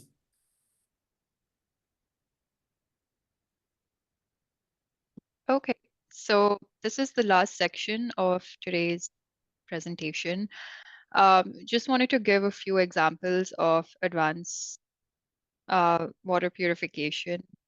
So the first example is of the Scottsdale Water Campus. So this is actually Arizona's first AWTF, which is located in Scottsdale. And currently, the facility performs indirect potable reuse because they don't discharge any treated, like advanced treated water to distribution systems for drinking purposes. So I believe last year in November, their permit for demonstration expired, and AWP just established a few rules around ADEQ established some rules around AWP. So they would need to make improvements to at least add like AOP as their mandatory process. Um, and we'll take a look at their treatment train, but just wanted to give that information. So yeah, this image is from the treatment facility, shows some of the treatment infrastructure, and it highlights how advanced treatment can be implemented at scale. Yeah. So this is the treatment train. As you can see, the advanced water treatment train, which includes ultrafiltration, reverse osmosis, UV, decarbonation, and lime. They don't have an AOP process, which would be required for chemicals removal per the ADEQ rules. So that is something that they would need to implement. But I guess what's important to understand is that the train includes multiple technologies that we just talked about, and it's working in series. So yeah, that's the Scottsdale Water Campus. And then the second example is of El Paso Pure Water Center. So yeah, the pilot testing for this center was conducted in 2016 at the Roberto Bustamante wastewater treatment plant. The design phase is complete, and construction is scheduled for 2025, with the plant expected to open in 2027. Once operational, it will produce around 10 million gallons per day of advanced treated water. So yeah, this facility reflects El Paso's long-term strategy to secure a sustainable water supply. And then these facility is not built yet, but this is what the facility will look like when it is built, and it will include treatment technologies like membrane filtration, reverse osmosis, UV AOP, and granular activated carbon to produce advanced treated water. So yeah, that's the end of the presentation. And if you have any questions, please drop them in the Q&A section. And yeah, feedback is always welcome. So thank you guys. Thank you all. Yeah, just also to confirm, someone to correct me, I was referring to RO pressure for if we're doing seawater is in the 700, PSI. If we're talking about just for this type of system, we're right around 100 PSI for RO systems for these, not for seawater, which is much more brackish. So, let's see if there's any more questions. We already mentioned his agenda being sent by email for PDHs. Yes, it will be. And is decarbonization plus lime used for stabilization? I believe that's what the case was for that design for the Scottsdale system, but don't quote me on that as well. And anything else? Because I was not involved in that design of that system there. So should be through. Anything else? Thank you very much. How do you get credit for the PDHs? I missed that. So we're going to be emailing out an agenda which has you to self-report the number of hours you attended this as well. And then you upload the agenda up to the operator certification web portal to get your credits through that. That's how you get your PDHs. So at today or tomorrow, you'll get an email with the agenda for you to sign and put your PDHs and upload that yourself. That's what you'll do. So thank you. Any other questions? No, we're still here. We got a whole other 15 more minutes of time. So if anyone wants to ask a question, feel free to throw ahead. Throw at it.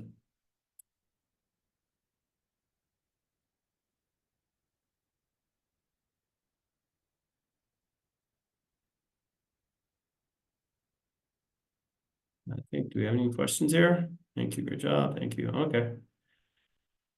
I think we're gonna give everyone back their 15 minutes. You want to say anything, Dennis, before you log off? Only that it appears to be unanimous that it did a good job on the presentation. And I did note that the operator of the Scottsdale Water Campus, Brian Cassens, was on also, and he didn't post any corrections. No, So, he did. He's the one that was post out my RO thing. So, but yeah, in terms of yeah, the system. yeah, for yeah. sure, yes. He did put that up. Okay. Yep. So very good. Yeah. And we'll get this up as soon as we get it all from Geosyntec, who did a great job. Thank you, Jason and Ritikrisha. Thank you very much. Thank you all very much as well too. Have a great rest of your day. Thank you, guys. Bye. Bye.